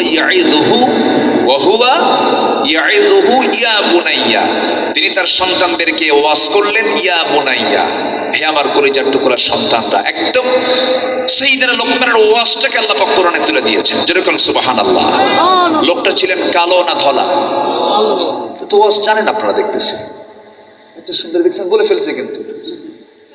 হ্যাঁ বলেন, লোকমান কি ধলা না কালো? কালো। লম্বা না খাটো? খাটো। সমাজে তার কোনো পরিচিতিও ছিল না, ফেস ভ্যালু ছিল না, কেউ তাকে চিনত না। ফেসবুকের যুগও ছিল না যে মিলিয়ন মিলিয়ন ভিউ হবে, কেউ তাকে চিনত না, জানতো না। কিন্তু লোকমান যদিও কালো, চেহারাও কালো, মানুষটা খাটো। তাফসীরে এসেছে তার পার গোসালিওটা ফাটা ছিল, পার গোড়ালিটাও ফাটা ছিল, খসখসা কালো, দেখতে অসুন্দর ছিলেন। এমন একজন লোকমানকে আল্লাহ রাব্বুল আলামিন এত মর্যাদা, এত সম্মান দিয়ে দিলেন, তার নামে একটা সূরার নামকরণ পর্যন্ত করলেন। কেন? এর মূল কারণ কিন্তু অন্য কিছু নয়, আল্লাহ পাক তার সন্তানদের যে নসিহত করেছেন, সেই নসিহতগুলো পছন্দ হওয়ার কারণে তার নসিহতগুলো কোরআনে তুলে দিয়েছেন। জোরে বলি সুবহানাল্লাহ। তিনি এত সম্মানিত কেন হলেন? এত মর্যাদা কেন তাকে দেওয়া হয়েছে? কোরআনে কারীমে তার 13টা উপদেশের কথা আল্লাহ রাব্বুল আলামিন হুবহু তুলে ধরেছেন। এবং তার ব্যক্তিগত কিছু গুণ ছিল, 9টা গুণ ছিল। নাম্বার 1 হলো তিনি কখনো দৃষ্টিটাকে কখনো তিনি সামনের দিকে রাখতেন কম, নিম্নমুখী রাখতেন, চোখের হেফাজত করতেন। আমার বন্ধুগণ, একটা প্রশ্ন করব, বলুন তো পর্দা পুরুষের আগে না নারীর আগে? না, ওয়াস্ত সবার মুখস্থ, কিছু বিশাল ব্যাপার। বলি আলহামদুলিল্লাহ। তাহলে তো দোয়া করা দরকার। হ্যাঁ বলি আলহামদুলিল্লাহ। তাহলে পর্দাটা কার দরকার? নারীর আগে দরকার না পুরুষের আগে দরকার? পুরুষের আগে দরকার। কারণ এই সমাজে পুরুষের আগে দরকার। মেয়েদের যে অবস্থা, পর্দা আগে দরকার কার? পুরুষের। সাইয়েদনা লোকমানের 9টা গুণ ছিল। নাম্বার 1, তিনি দৃষ্টি নিম্নমুখী রাখতেন। নাম্বার 2, তিনি মুখটাকে বন্ধ রাখার চেষ্টা করতেন, কথা বলতেন কম। নাম্বার 3 হলো হালাল জীবিকায় তিনি সন্তুষ্ট থাকতেন। নাম্বার 4 হলো লজ্জাস্থানকে সংরক্ষণ করতেন, সত্য কথায় অটল থাকতেন, অঙ্গীকার পূর্ণ করতেন, মেহমানকে সম্মান করতেন। মেহমান আসলে আমরা বলবো কি নাউজুবিল্লাহ না আলহামদুলিল্লাহ? নাউজুবিল্লাহ বলার মতো লোক আছে না নাই? মেহমান দেখলেই ভয় করে, এরকম লোক কিন্তু আছে। হ্যাঁ আছে আছে। একটা বিষয় খেয়াল রাখবেন, এই যে আমার ভাইজান, আমি যখন ওনার ঘরের মধ্যে বসেছি, খেতে বসেছি, একটার পর একটা খাবার আসতেছে, একটার পর একটা। উনি মেহমান প্রিয় বোঝাই গেল। উনি বললেন, হুজুর যতবার মাহফিল হয় কাউকে দায়িত্ব দিন, আমার বাড়িতে নেই। রান্না বান্নার বোঝা কিন্তু সবাই নিতে পারে না, মেহমানদের বোঝা কিন্তু সবাই নিতে পারে না। কিছু মহিলা আছে দেখবেন মেহমান প্রিয়, আবার কিছু মহিলা আছে মেহমান আসলে স্বামীর দিকে এইরকম করে চোখ করে। এরকম কিছু মহিলা আছে না? হ্যাঁ মুখ বাঁকা করে। আমার নবীজি তার এক প্রিয় সাহাবী ছিলেন, সেই সাহাবীটা খুব গরিব ছিলেন। একটানা 3 মাস বাজার নাই বাড়িতে, 3 মাস বাজার নাই। 3 মাসের মাথায় স্ত্রী তার স্বামীকে ডাক দিয়ে বলছেন, স্বামী আমার, আমি আপনার কাছ থেকে পকেট থেকে কিছু 2-1 পয়সা করে জমা করে এই যে বেশ কিছু টাকা জমা করেছে, আজকে একটু যাবেন, বাজারের ব্যাগটা দিলাম, বাজারটা করবেন, বাজার করবেন, আজকে তৃপ্তি মতো সন্তানদেরকে সাথে নিয়ে তৃপ্তি মতো আজকে খাবার খাবো। আবু তালহা তার নাম, চলে গেছেন বাজার করার নিয়তে, ব্যাগও হাতে নিয়েছেন। আজান শুরু হয়ে গেছে। এখন বলুন, আজান যখন শুরু হয় বাজার আগে না নামাজ আগে? জোরে বলবেন ভাই, বাজার আগে না নামাজ আগে? হাইয়া আলাস সালাহ মানে কি তাড়াতাড়ি নামাজে আসো। আজান হওয়া মানে ইমার্জেন্সি, আজান হওয়া মানে কি ইমার্জেন্সি, তাড়াতাড়ি চলে আসো। হাইয়া হাইয়া আলাস সালাহ হাইয়া আলাল ফালাহ, সব কাজ তখন অপশনাল হয়ে যায়, নামাজ তখন জরুরি হয়ে যায়। সঙ্গে সঙ্গে করলেন কি, তিনি বাজার বাদ দিয়ে ব্যাগটা হাতে করে গুটায় নিয়ে মসজিদের মধ্যে ঢুকলেন। আজান শুরু হয়ে গেছে, নামাজটা পড়লেন, নামাজ শেষ হয়ে গেল। নবীজি নামাজ শেষ করেই তিনি নামাজের পরে তিনি বক্তব্য দেওয়া শুরু করলেন, খুতবা দেওয়া শুরু করলেন। আসর হয়ে গেল, আসর নামাজ শেষ হলো, আবার রাসূল প্রয়োজনীয় সাহাবে কেরামকে নিয়ে কথা বলতে বলতে মাগরিব হয়ে গেছে, বাজার করার সময় শেষ। মাগরিব থেকে এশা হয়ে গেল, এশার নামাজ শেষ আনতে আমার নবীজি সবাইকে, প্রত্যেক রাতে দূর থেকে কিছু মেহমান আসতো, বিভিন্ন গোত্র থেকে মেহমানরা আসতো মদিনায়। আমার নবীজি সবার হাতে হাতে 3টা 4টা 5টা করে মেহমান সবার বাড়িতে বাড়িতে পৌঁছায় দিতেন, সাথে নিয়ে দিতেন, যাও নিয়ে যাও, সাথে দিয়ে দিতেন। আমার নবীজি সবাইকে 2, 3টা 4টা করে মেহমান হাতে হাতে দিয়ে দিয়ে সর্বশেষ আবু তালহাকে সামনে পাইলেন, যার বাজার নাই কয় মাস, কয় মাস বলেন? 3 মাস। তাকে ডাক দিয়ে বলছেন, আমার সাহাবী এইদিকে আসো, এই যে একটা মেহমান বাদ পড়েছে, খেদমত করো, যাও। মানা করলেন না, কিচ্ছু নাই বাড়িতে বাজার। ওই ছোট্ট কুড়ে করে মেহমানকে নিয়ে চলে গেছেন, দরজায় নক করেছেন, আমার স্ত্রী দরজা খোলো। দরজা খোলা মাত্রই তিনি বললেন, শোনো আমার স্ত্রী যে ফাঁকা ব্যাগ বাজার করার সময় পাই নাই, মেহমান একটা কান্দে নিয়ে আসছে। কি কথা কি বুঝতেছেন? বলুন তো, আমার আপনার বউ হলে কি হতে পারে? একজন কিছু ঝাঁটা দিয়ে যখন বলেছেন মেহমান একটা নিয়ে আসছি, সঙ্গে সঙ্গে ওই সাহাবীর স্ত্রী বলতেছেন মুস্কি হাসি মেরে, আলহামদুলিল্লাহ, বুঝতে পেরেছে আমার বাড়িতে বরকত আসা শুরু হয়েছে। মেহমান আসা মানে কি আসা? বলেন কি আসা? বরকত আসা। আমার বন্ধুগণ, আমার নবীর সেই প্রিয় সাহাবী ঘরের মধ্যে ঢুকি মেহমানকে পাশের ঘরে বসায় দিয়ে স্ত্রীর সামনে দাঁড়ায় বলছে, স্ত্রী আমার, আলহামদুলিল্লাহ তো ঠিকই বললাম, বরকত আসছে ঠিকই ভাবলাম, সমস্যা নাই, কিন্তু বাজার কই, খাওয়াবো কি? কিছুই তো নাই। সংসার সুখের হয় কার গুণে? ওর এটাও জানেন? মাশাআল্লাহ। সংসার তো সুখের হবে রমণীর গুণে। যার কপালে ভালো বউ আছে সে বড় ভাগ্যবান, যার কপালে ভালো বউ জুটে নাই, বুড়া হয়ে গেছে, আর তো চান্সও নাই, কি করবেন, আর উপায় তো নাই। যারা বিয়ে করো না, একটু চিন্তা ভাবনা কইরা বিয়ে করবা, আব্বা আম্মাকে বলে বিয়ে করবা, বোরকা আছে কিনা দেখে বিয়ে করবা, পর্দা আছে কিনা দেখে বিয়ে করবা, ঠকবা কিন্তু। তাছাড়া ইসলাম মেনে চলে এমন নারীকে বিয়ে করলে কোনোদিন ঠকবা না, খুব সুখ পাবা, শান্তি পাবা। আর যদি লিপস্টিকওয়ালা, ব্রু ব্ল্যাকওয়ালা, আটা ময়দা আছে না কিছু, আটা ময়দা না বিয়ে করলে পরে সারা জীবন তোমার টাকা আটা ময়দাই খায় শেষ, কোনো কাজ হবে না। এই জন্য বিয়ে যখন করবে সেই সময় তুমি কয়েকটা জিনিস লক্ষ্য করবে। নাম্বার যেটা 1 দেখবে সেটা হলো সুন্দর চেহারা, বংশ না তাকওয়া। বলেন কি কি কি? তাকওয়াটাকে দেখবা, পরহেজগারিতাকে আগে দেখবা। তুমি কি জানো, এই স্বামী স্ত্রী যদি ভালো হয়, দুইজনে যদি ভালো হয়, জান্নাতের ফ্লেভার দুনিয়াতে আল্লাহ পাক ওই পরিবারে দিয়ে দেন। এই দুনিয়াতে যত সুখ আছে এর মধ্যে শ্রেষ্ঠ সুখ হলো স্বামীর কাছে স্ত্রী, স্ত্রীর কাছে স্বামী, সবচেয়ে বড় সুখ এই জায়গায়। আর যদি এই জায়গা থেকে সুখ বিদায় নেয়, এর চাইতে বড় জাহান্নামে দুনিয়াতে আর নাই। এই যুবকরা শুনতেছো কথা? কানে যাচ্ছে তো? একা একা কোনো নোংরামি করবা না। ওয়ালা মুত্তাখিদি আখদান ওয়ালা মুত্তাখিদাতি আখদান, গোপন গোপন কোনো নোংরামি করা যাবে না, গোপন গোপন কোনো প্রেম, এটা প্রেম বলে না। আসলে ইসলামে প্রেম হয় বিয়ের আগে না বিয়ের পরে, কিন্তু আমার দেশে এই কথা চালু হয় প্রেমটা বিয়ের আগে না বিয়ের পরে। বিয়ের আগে আবার আকাম কুকাম করে বিয়ে করে আবার মাঝে মাঝে বুক উঁচু করে বলে, একদিন আমার সামনে এক যুবক, হুজুর আমাদের না এটা লাভ ম্যারেজ, আমি কি লুচ্চা ম্যারেজ, কি ঠিক কিনা? লাভ ম্যারেজ বলতে কিছু আছে নাকি? মানে খারাপ জিনিসগুলো দেখতে দেখতে আমাদের চোখে এটা মানানসই হয়ে গেছে। ওই লোকের মতো এক লোক তার মেয়েকে বিয়ে দিয়েছে হলো ট্যানারিতে, ট্যানারি হাজারিবাগ ট্যানারি আছে, চরম চামড়ার পচা গন্ধ।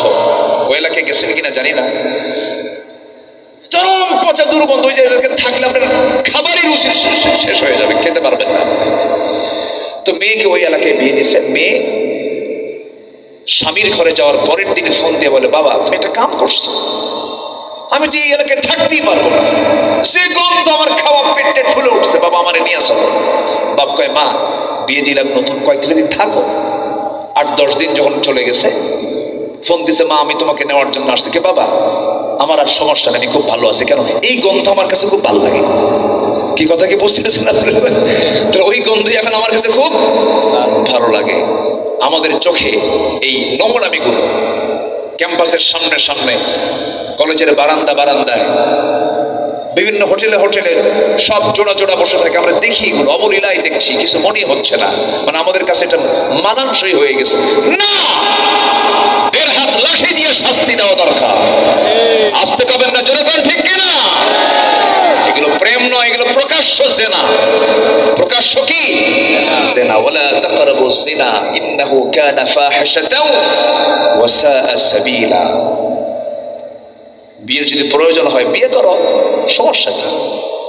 আকাম কুকাম করবা কেন? দুনিয়াও শেষ, আখিরাতও শেষ, বিয়েটা করে নিবা। কিছু কিছু বাপ মাও আছে একটু দুষ্ট, বয়স হয়ে গেল বিয়ে দেয় না, এরকম আছে না বলেন তো? আচ্ছা, এটা তো একটা চাহিদা, এটা ডিমান্ড, শারীরিক চাহিদা এটা। তুমি তোমার আব্বাকে বলে ফেলবা, আব্বা বিয়ে করাও।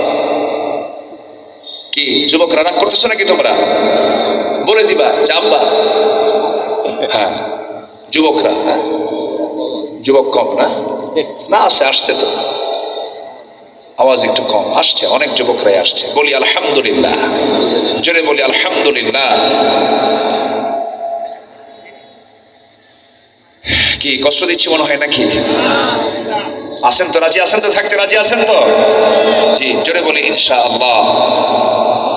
আমার নবীজির সেই প্রিয় সাহাবী মেহমানদারি করবেন কেমনে? বউকে বললেন, বউ কি করা যায় বলো তো? আপনি কোনো চিন্তাই করবেন না, মেহমান আল্লাহ পাঠিয়েছেন, আল্লাহই ফয়সালা করবেন। আলাইহি তাওয়াক্কালতু ওয়া ইলাইহি উনীব, আমার আল্লাহ ফয়সালা করবেন, কোনো চিন্তা করেন না। তিনি বলেন, আচ্ছা ঠিক আছে। সঙ্গে সঙ্গে স্ত্রী তার স্বামীকে ডাক দিয়ে বলেছেন, স্বামী আমার, ওই যে উঁচুতেই দেখা যায় একটা বস্তা, তুষের বস্তা আমার সামনে নামায় দেন। তুষ বোঝেন তো? তুষের বস্তা নামায় দেওয়া হলো। তুষের বস্তা চালনা দিয়ে চালতে মোটে কিছু জবের দানা, জবের কিছু খুদ কিছু জমা হলো। জবের খুদ জমা হওয়ার পরে ওটাকে পিষদানি দিয়ে পিষে খামির করে নিলেন। মোটে 2টা রুটি হয়ে গেল। 2টা রুটি বানায় নিয়া স্ত্রী তার স্বামীকে ডাক দিয়ে বলছেন, আমরাও না খাওয়া, মেহমানও না খাওয়া, কিন্তু এই 2টা রুটি শুধু আছে গোটা বাড়ি জুড়ে। এই 2টা রুটিটা আপনি মেহমানের ঘরে দিয়ে আসবেন, চট করে ওখানে বসবেন না, বসলে কিন্তু আপনি একটা রুটি ভাগ হয়ে গেল। মেহমানের পেটটা খালি থেকে যাবে, এই জন্য খাবার দিয়ে চট করে আপনি চলে আসবেন। আমার ঘরে যখন ঢুকবেন, আমরা লাইট বন্ধ করব, আমরা ঘুম আসছে এই ভানটা করবো, সে বুঝবে আমরা খাওয়া দাওয়া সম্পন্ন করেছি। আল্লাহু আকবার। নিজেরা অভুক্ত থেকে মেহমানকে যতটুকু পেরেছেন আপ্যায়ন করেছেন। ফজরের আজান যখন হয়ে গেছে, মেহমানকে সঙ্গে করে নিয়ে মসজিদে রওনা দিয়েছেন। নামাজ শেষ হয়ে গেছে, সালাম ফেরা শেষ। আমার নবীজির চেহারা সাহাবীদের অভিমুখী করি, সব সাহাবীর খবরগুলো নিচ্ছিলেন, সব সাহাবী চলে যাচ্ছিল। এমন সময় তালহা যখন যাচ্ছিলেন, আবু তালহা যখন যাচ্ছিলেন, পিছন দিক থেকে আস্তে করে ডাক দিয়ে বলছেন, তালহা এই দিকে আসো, কথা আছে। থরথর করে কাঁপতে বলছেন, ইয়া রাসূলুল্লাহ, আপনি আমাকে মাফ করে দেন, আমি আপনার মেহমানকে সম্মান করতে পারিনি, আমি আপনার মেহমানকে যথাযথ অনার করতে পারিনি, আপনি আমাকে মাফ করে দেন। রাসূল বলছেন, না রে আবু তালহা, উল্টা কও কেন? গত রাত্রে তুমি এবং তোমার স্ত্রী যে খেদমতটা মেহমানের জন্য করেছো, আরশ আজিম খুশি হয়ে গেছে। জোরে বলে সুবহানাল্লাহ। আমার ভাইয়েরা, ইমাম ইমানদারের গুণগুলো আমাদের মধ্যে অর্জন করতে হবে। অনেকগুলো গুণ আমি আজকে বলতে চাচ্ছিলাম, যদিও শেষে যদি সময় না পাই শাব্দিকভাবে বলে যাব, ব্যাখ্যামূলক তো বলা সম্ভব, এক রাতে হয় না। সাইয়েদনা লোকমানের ব্যক্তিগত গুণের কথা বলছিলাম। মেহমানকে সম্মান করতেন তিনি। নাম্বার 8 হলো প্রতিবেশীর হক আদায় করতেন। প্রতিবেশীর হক আদায় করা ফরজ। ওয়াতিদাল কুরবা হাক্কাহু ওয়াল মিসকিন। আমার বন্ধুগণ, তাহাজ্জুদ পড়লেন, তাহাজ্জুদ পড়ে আপনি প্রতিবেশীকে ঠকালেন, তাহাজ্জুদের দাম হবে না। আস্তে কর কেন? আস্তে কর কেন?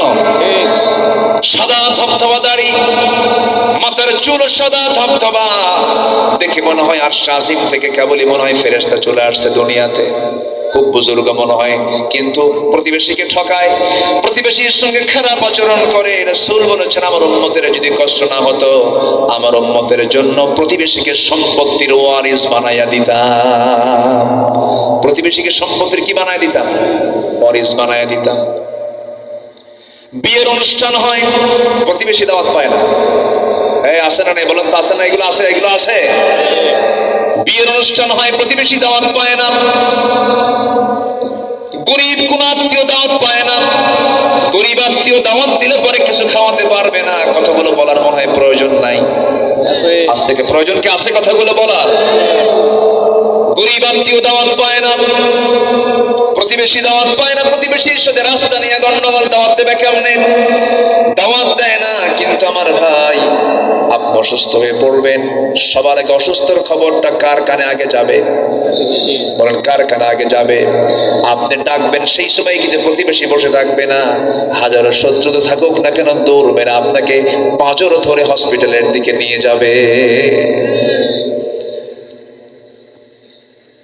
আমার বন্ধুগণ,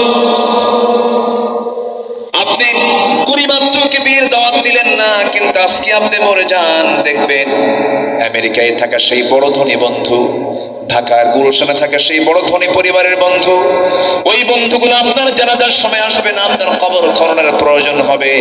ওই গরিব আত্মীয়টা কোদাল নিয়ে যাবে একজন, আরেকজন বাঁশ ঝাড়ে যাবে, আরেকজন জানাজার কাফনের কাপড় কিনতে যাবে। গরিব আত্মীয় স্বজনরাই কিন্তু আগায় যাবে বিপদের সময়। এই জন্য এগুলো বাদ দেওয়া যাবে না। প্রতিবেশীর হক সবার আগে। আত্মীয় দূরে থাকে, আত্মীয়র বাড়ি 20 মাইল 50 মাইল দূরে থাকে, সে যতটুকু না খেদমত করতে পারবে, প্রতিবেশী তার চেয়ে বেশি খেদমত করতে পারবে। কিন্তু একটু গন্ডগোল হলো, দেখা যায় কিছু প্রতিবেশী আছে, একজনের ঘর হয়তো তার প্রতিবেশীর ঘরটা আমার ঘরের একটু পিছন সাইডে, আমার ঘরের সাথে রাস্তা আছে। এখন ওই প্রতিবেশীর তার বাড়িতে যাওয়ার জন্য আরেকজনের জায়গা দিয়ে রাস্তা বানায় তাকে যেতে হয়। যখন গন্ডগোল হয়, গন্ডগোল হওয়ার সঙ্গে সঙ্গে খোঁটা মারে। এগুলো মনে হয় বাগেরহাটে নাই।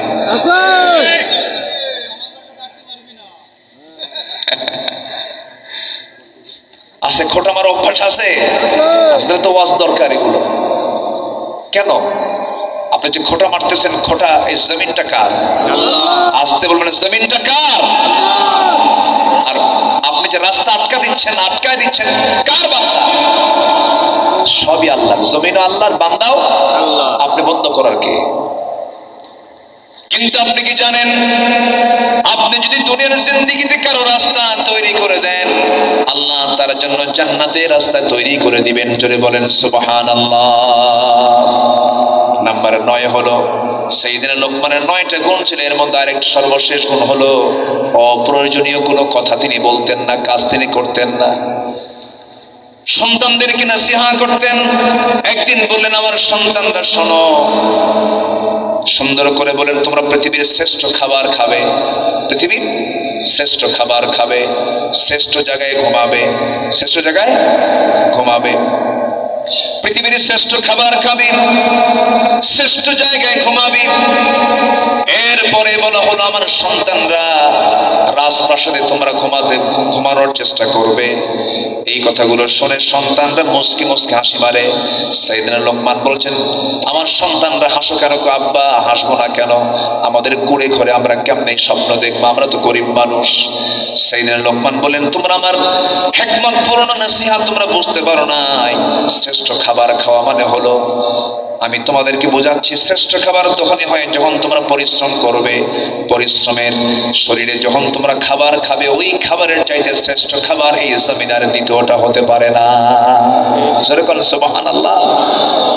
এটা হচ্ছে প্রজ্ঞা, এটা হিকমা। এটা কি? ওয়ালাকাদ আতাইনা লুকমানাল হিকমা। শ্রেষ্ঠ বিছানায় ঘুমাবি।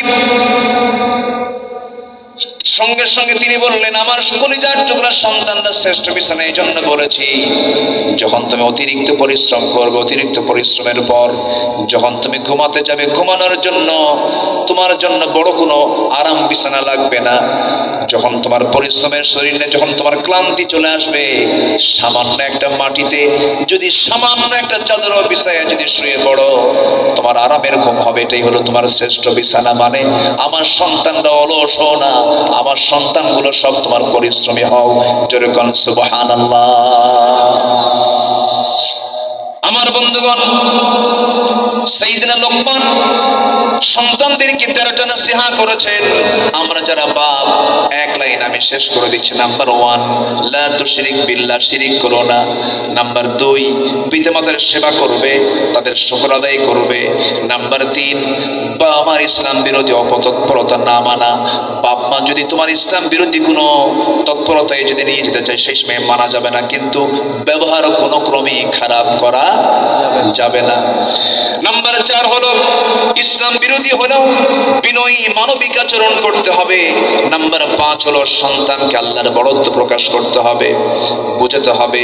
নাম্বার 6 হলো ইয়া বুনাইয়া কিমিস সালাহ, নামাজ কায়েমের জন্য নসিহত করতে হবে। এরপরে সৎ কাজের আদেশ দিতে হবে, অসৎ কাজের বাধা দিতে হবে। নাম্বার 9 হলো অসবির আলা মা আসাবাক, জীবনের সকল জায়গায় ধৈর্যের শিক্ষা দিয়ে দিবে। নাম্বার 10 হলো অহংকার বসে কাউকে অবজ্ঞা করবে না, কাউকে হেয় করবে না। দেখবেন কিছু কিছু লোকের টাকা হয়, পয়সা হয়, একটু চেহারা সুন্দর হয়, মানুষকে পাত্তাই দেয় না, এমন মানুষ মনে হয় বাগের হাটে বাড়ই পারা নাই। আসতে বলবেন না, আছে না নাই? আচ্ছা, এগুলো করা যাবে না। যে ব্যক্তির মধ্যে গর্ব অহংকার ঢুকে যাবে, তার ধ্বংস নিশ্চিত। আমার বন্ধুগণ দেখেন, শুধু একটা বাক্য, একটা লাইন বলেছিল আমাদের হাসিনা, আমাদেরকে একটা বাক্য বলছিল, শুধু আমাদের সন্তানদেরকে বলেছিল, সন্তানদের কলিজায় লাগছে যখন বলছে রাজাকারের নাতিপুতিরা চাকরি পাবে। বলেন, এটা কি কোনো বিনয়ের কথা? আজ থেকে মানে বিনয়ের কথা? এক কথা তাকে ইতিহাসে রাস্তা করে নিক্ষেপ করে দিয়েছে। অহংকার করা যাবে। কথাটা আসছে কোন জায়গা থেকে? বলেন, কোন জায়গা থেকে? আমি বান্দার জীবনের সৌন্দর্যগুলো কি কি, এর মধ্যে আমি 1 নাম্বার বলেছি কার ভয়। নাম্বার 2 হলো যা বলবা মুখ থেকে কি কথা বলবা, মিথ্যা না সত্য? সত্য। সোজা সাপটা কথা বলবে, বিনয়ী হয়ে কথা বলবে। জোরে বলেন সুবহানাল্লাহ। এই মহিলার যে এত অহংকার ছিল, আমার দেশ, বাবার দেশ, এগুলো কইছেন। হ্যাঁ, বহু কিছু বলেছে। আমাদেরকে রাজাকার ট্যাগ লাগায় দিয়েছে 16 বছর। আমরা কেউ পাকিস্তান যাই নাই, কেউ পাকিস্তান গেছি আমরা? আমাদেরকে যারা রাজাকার বলে গালি দিয়েছে, ওই হিন্দুস্তানের রাজাকাররা সব হিন্দুস্তানকে বসে আছে। আমরা দেশ ছেড়ে যাব না, আমাদের সন্তান আমেরিকা থাকে না, আমরা দেশেই থাকবো। জোরে বলি ইনশাআল্লাহ। এই দেশে আল্লাহর জমিন, আল্লাহর দিন কায়েমের সংগ্রাম করবো। জোরে বলি ইনশাআল্লাহ। বিড়ি খাওয়া যাবে, মিথ্যা কথা বলা যাবে, প্রতিবেশীকে কষ্ট দেওয়া যাবে, খোঁটা গাড়া যাবে, মিথ্যা কথা বলা যাবে। আল্লাহ কবুল করুন, আল্লাহ কবুল করুন। জোরে বলি আমিন। আমার বন্ধুগণ, এরপরে তিনি বলছেন ওয়ালা তামশি ফিল আরদি মারহান ইন্নাকা লান তাখরিকাল আরদা ওয়া লান তাবলুগাল জিবালা তুলা। অহংকার করা যাবে না। অহংকার একমাত্র কার? অহংকার দেখাবেন কে? আরশ আজিমের মালিক কে? আরশ আজিম কার? তিনি তো অহংকার দেখাবেন সবার উপরে। তিনি কে? সাব্বিহ ইসমা রাব্বিকাল আ'লা আল্লাযী خلق فسوى والذي قدر فهدى والذي أخرج المرعى فجعله غثاء أحوى জোরে বলুন আল্লাহু আকবার। চাচা চাচা খুব কষ্ট হয়ে গেছে, আবার আসবেন না? জি চাচা কষ্ট, আমি কি দোয়া করে দিই তাহলে? ওরে মনে আছে আপনাদের? বলি আলহামদুলিল্লাহ। মাহফিল তার আগের মতো এরকম দেখি আগামীতে আমরা শুরু করবো এরকম চিন্তা করছি। মাহফিল এক জায়গায় 3 দিন হলে ভালো হয়, একটু প্রাণ খুলে কিছু কথা বলা যায়, তাই না? জি দেখা যাক আগামী থেকে আমরা এরকম প্ল্যান করতেছি, দোয়া করেন। হ্যাঁ এটা ভালো হয়, বোঝানো যায়, বলা যায়, তাছাড়া শুধু ডিসপ্লে হয়, তাছাড়া কি কি হয়, ডিসপ্লে হয়। জি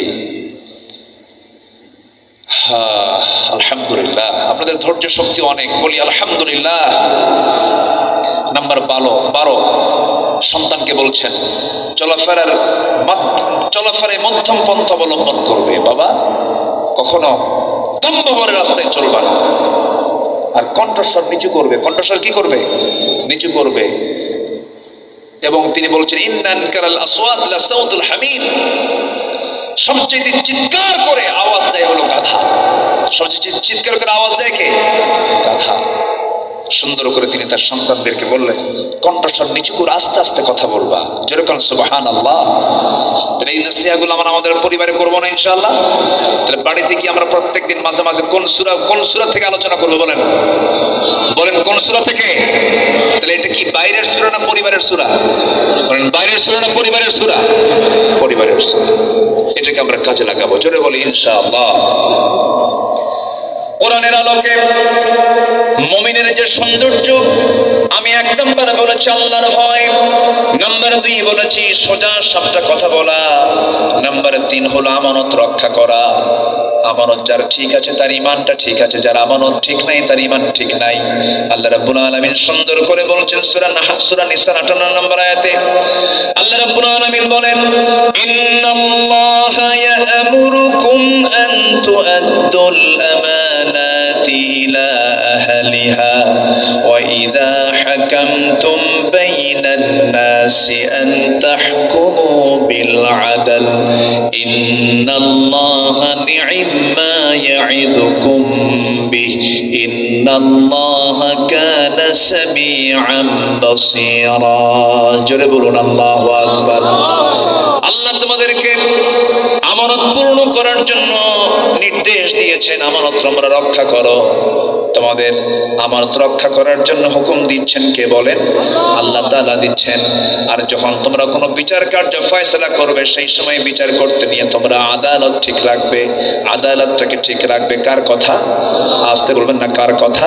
আর এটাকে বলছেন ই'দিলু হুয়া আকরাবু লিত্তাকওয়া, ই'তিদাল করে, এটাই হলো শ্রেষ্ঠ তাকওয়া। জোরে বলুন সুবহানাল্লাহ।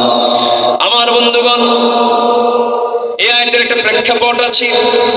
আমার নবীজি যখন মক্কার বাসিন্দা ছিলেন, সেই মক্কার বাসিন্দা থাকাকালীন আমার নবীজি যতদিন মক্কায় ছিলেন ততদিন পর্যন্ত কাবার ভিতরে মূর্তি ছিল কি ছিল না?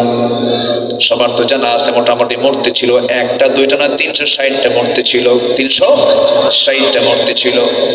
আমার নবীজি ওই মূর্তিগুলো কি তিনি একদিন মনে মনে চিন্তা করলেন আমি একটু ভিতরে গিয়ে দেখতে চাই ভিতরের চিত্রটা কি, কিন্তু তালা মারা আছে। সেই তালার চাবি যার হাতে আছে সেটা হলো ওসমান বিন তালহা নামে একজন ব্যক্তির হাতে। তার কাছে গিয়ে কানে কানে বলছেন, ওসমান আমি তোমার কাছে একটা আবদার করব, কি এই কাবারের চাবিটা তুমি যদি আমার হাতে তুলে দিতা আমি খুব খুশি হতাম, ভিতরে আমি ঢুকে একটু সেজদা দিতাম। ধাক্কা মারল, নবীজি মুখ থুবড়ে জমিনে পড়ে গিয়ে আবার তিনি আস্তে করে দাঁড়িয়ে মুস্কি হাসি মেরে বলছেন, ওসমান আজকে তোমার দাপটে, আজকে তোমাদের ক্ষমতার দাপটে তোমরা আজকে আমাকে ধাক্কা মেরে জমিনে ফেলে দিলে। তুমি কি জানো ওসমান, যে চাবি আজকে তোমার হাতে দেখা যাচ্ছে, ওই চাবি একদিন আল্লাহ রাব্বুল আলামিন সময়ের ব্যবধানে আমার হাতে তুলে দিবে। জোরে বলেন সুবহানাল্লাহ। এই কথা বলা মাত্রই ওসমান বিন তালহা মনে মনে চিন্তা করতেছে, মুহাম্মদ বিন আব্দুল্লাহ যা বলে সে তো আল আমিন, তা তো সত্য বলে। সে কখনো এই কথা যখন বলেই ফেলেছে তার হাতে চাবি চলে আসবে। এবার আপোষ করার জন্য কাছাকাছি এসে বলতেছে, মুহাম্মদ চাবি দেব, শর্ত হলো কি আবু জেহেল যেন না জানে। আবু জেহেল যেন না জানে। আবু জেহেল জানলে বড় প্যাঁচ লেগে যাবে। ঠিক আছে, কাউকে বলবো না। কাবার চাবিটা তিনি হাতের মধ্যে নিলেন, তালাটা খুললেন, ভিতরে ঢুকলেন। ভিতরে ঢুকেই যখন তিনি মূর্তিগুলোর চেহারা দেখলেন, আমার নবীর রক্তের মধ্যে আছে ইব্রাহিমের রক্ত, আমার নবীর রক্তের মধ্যে আছে হলো ইসমাইলের রক্ত। ইব্রাহিম ইসলামের রক্ত যদি থাকে, বলেন মূর্তি দেখে কি সহ্য করার কথা না রাগ হওয়ার কথা? বলেন কি হওয়ার কথা? কি হওয়ার কথা? রাগ হওয়ার কথা। বাবার ছবি, বাবার মূর্তি আঁকায়া যদি জান্নাত পাওয়া যেত, আমাদের বাবার ছবি আমরা আঁকাতাম, সমস্যা কি? কি আসতে কন কেন? ছবির পক্ষে যদি ইসলাম থাকে, একটা নবীর চেহারা দেখান, একটা নবীর স্ট্যাচু দেখান। পৃথিবীতে কোন নবীর কোন স্ট্যাচু নাই। আমার নবীর জন্মের বহু আগের ছবি, বহু আগের মূর্তিগুলো এখনো আছে। অনেকের মূর্তি কিন্তু এখনো দুনিয়াতে আছে না নাই বলেন? কিন্তু আমার নবীর একটা মূর্তি কেউ দেখাতে পারবেন নাকি? আসতে বলবেন না, পারবেন নাকি? ইসলাম কি গুলোর পক্ষে নাকি? পক্ষেও না। আমার বন্ধুগণ, আমার ভাইয়েরা, আমার নবীজি ভিতরে ঢুকলেন। ভিতরে ঢুকে যখন দেখলেন মূর্তিগুলো, মেজাজ গেছে খারাপ হইয়া, ভাবলেন আমি সব ভেঙে চুরমার করে দেব। কিন্তু পরক্ষণেই ভাবলেন কেমনে ভাঙবেন তিনি, কারণ সেই সময় রাষ্ট্রপ্রধান হলো আবু জেহেল, সিটি মেয়র হলো আবু জেহেল। সিটি মেয়র কি মেয়র? মক্কার নগরের গোত্র প্রধান, নগর প্রধান হচ্ছে আবু জেহেল। বিনা ভোটে, কি ভোটে?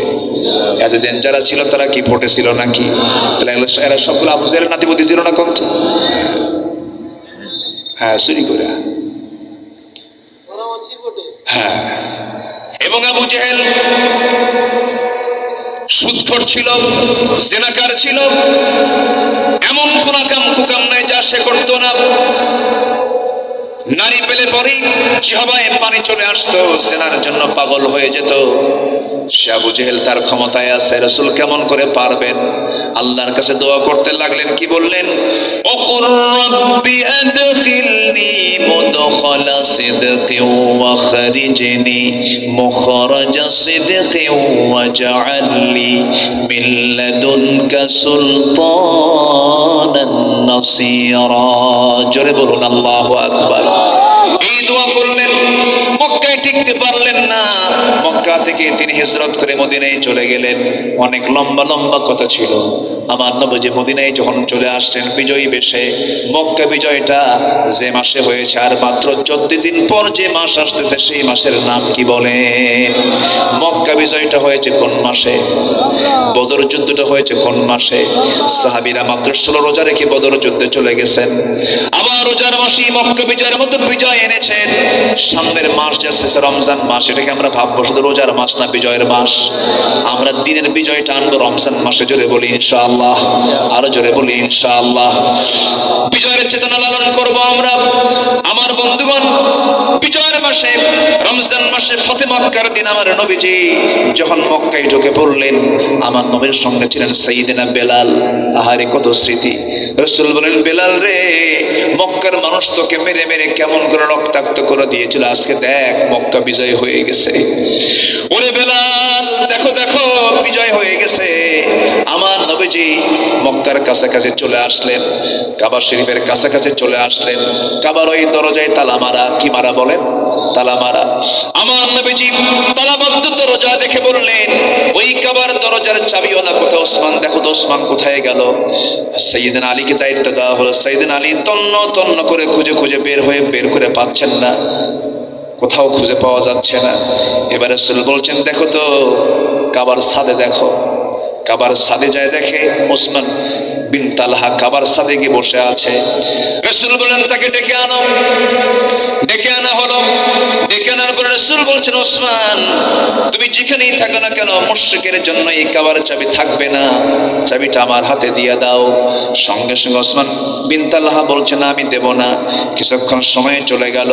আল্লাহর পক্ষ থেকে সিদ্ধান্ত হলো যার হাতেই চাবি ছিল তার হাতেই চাবি দেওয়া হোক। এই আয়াতটা যখন নাজিল হয়ে গেল, এই সিদ্ধান্ত যখন চূড়ান্ত হলো, সঙ্গে সঙ্গে ওসমান বিন তালহার চোখের পানি টপ টপ করে পড়া শুরু হলো যে ইসলাম এতটুকু অধিকার দিতে পারে। আমি ওসমান বিন তালহা ও কালেমা পড়ে মুসলমান হয়ে গেলাম। যেরকম সুবহানাল্লাহ। আজ পর্যন্ত সেই পরিবারের সেই বংশের কাছেও কাবার চাবিটা আছে। কিয়ামত পর্যন্ত এই পরিবারে এই কাবার চাবি বহন করবে। আমানতদারিতা, আমানত রক্ষা করতে হবে। আমানত রক্ষার দৃঢ়তা ইসলাম চরমভাবে নির্দেশনা দিয়েছে। নাম্বার 3 হলো ইনসাফ এবং সদাচরণের চূড়ান্ত দৃষ্টান্ত আমরা রাখবো। একটা আয়াত আছে সবচেয়ে বড় বিস্তৃত অর্থ রাখে। আল্লাহ রাব্বুল আলামিন সূরা নাহলের 90 নম্বর আয়াত দিয়েছেন, জুমার খুতবার আয়াত এটা। ইন্নাল্লাহা ইয়া'মুরু বিল আদলি ওয়াল ইহসানি ওয়া ইতাই যিল কুরবা ওয়া ইয়ানহা আনিল ফাহশাই ওয়াল মুনকারি ওয়াল বাগি ইয়া'iদুকুম লা'আল্লাকুম তাযাক্কারুন। জোরে বলুন আল্লাহু আকবার।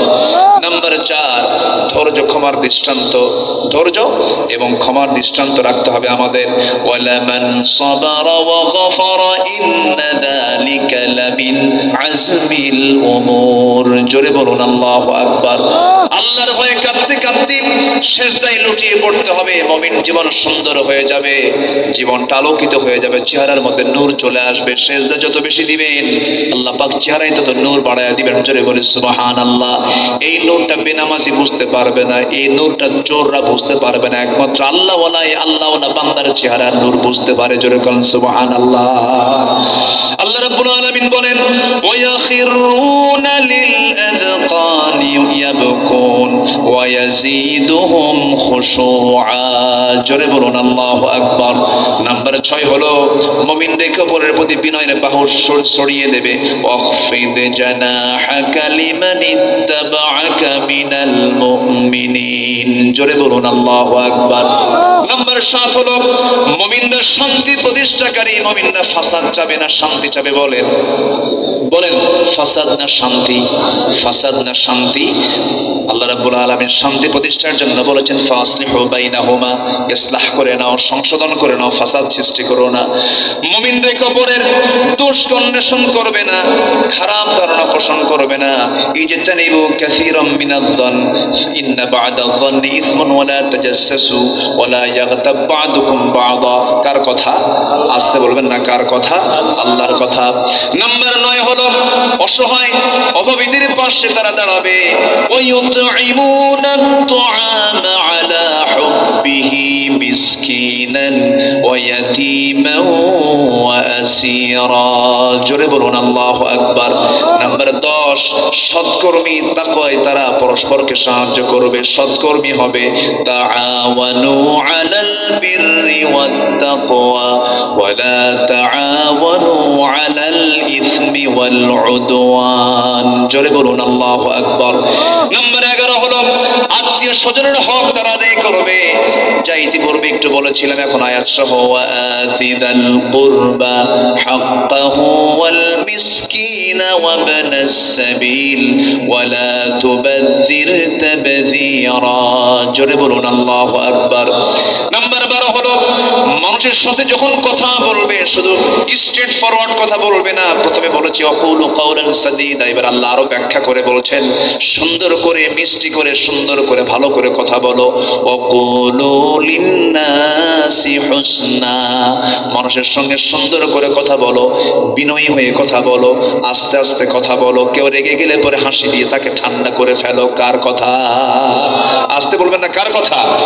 নাম্বার 13 হলো জমিনে যখন চলতে যাবি বিনয়ী হয়ে চলবে, ভদ্রচিত আচরণ হয়ে চলবে। আল্লাহ বলছেন, ওয়া ইবাদুর রাহমানিল্লাযীনা ইয়ামশুনা আলাল আরদি হাওনা ওয়া ইযা খাতাবাহুমুল জাহিলুনা ক্বালু সালামা।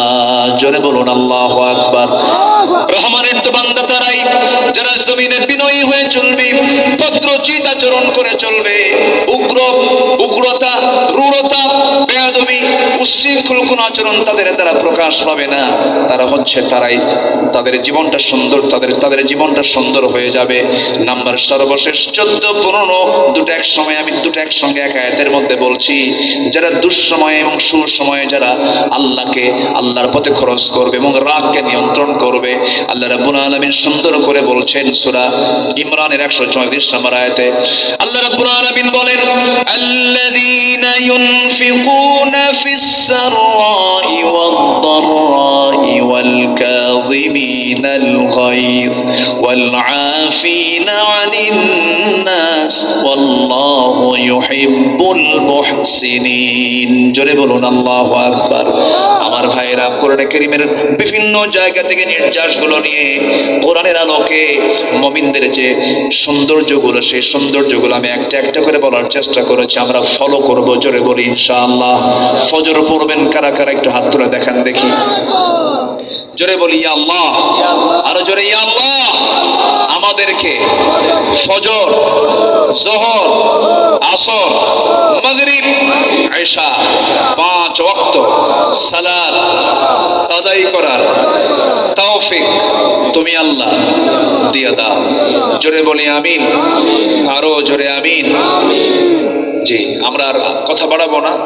আমার আলোচনার ভিতরে কথা বেশি ছিল না আয়াত বেশি ছিল?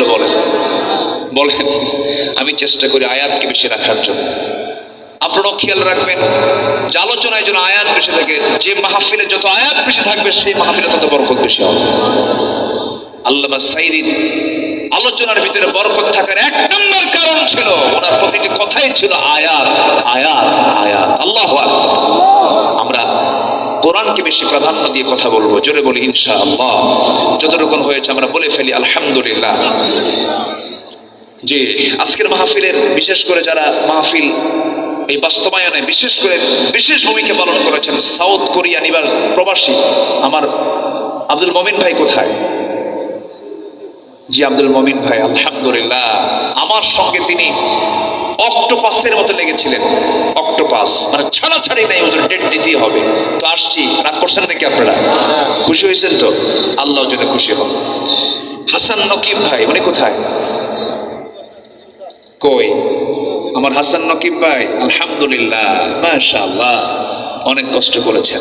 ওই একভাবে বসেছিলেন। আলহামদুলিল্লাহ। আল্লাহ তুমি এই ভাইদের খেদমতকে তুমি আল্লাহ কবুল করো। এরপরে কোদলা গোয়ালখালী না হাফিজিয়া মাদ্রাসা, ক্যাডেট মাদ্রাসা সন্তানকে দিবেন। সন্তান মাদ্রাসায় চোখ বন্ধ করে দিবেন। আগে হাফেজ হবে, এরপরে কি হবে হবে। ও মেজর জেনারেল হোক, সেনাবাহিনী প্রধান হোক, ডাক্তার হোক, সচিব হোক, মন্ত্রী হোক, প্রেসিডেন্ট হোক, কোনো সমস্যা নাই। শুধু সামনে আগে হাফেজ বানায় দিবেন, দেখবেন যে আর ইঞ্জিনিয়ার হবে, কিন্তু রডের বদলে বাঁশ দেওয়া ইঞ্জিনিয়ার হবে না। কথা বোঝা গেল কি? এই জন্য সবার আগে সন্তানকে আগে মাদ্রাসায় দেবো আমরা। জোরে বলি ইনশাআল্লাহ।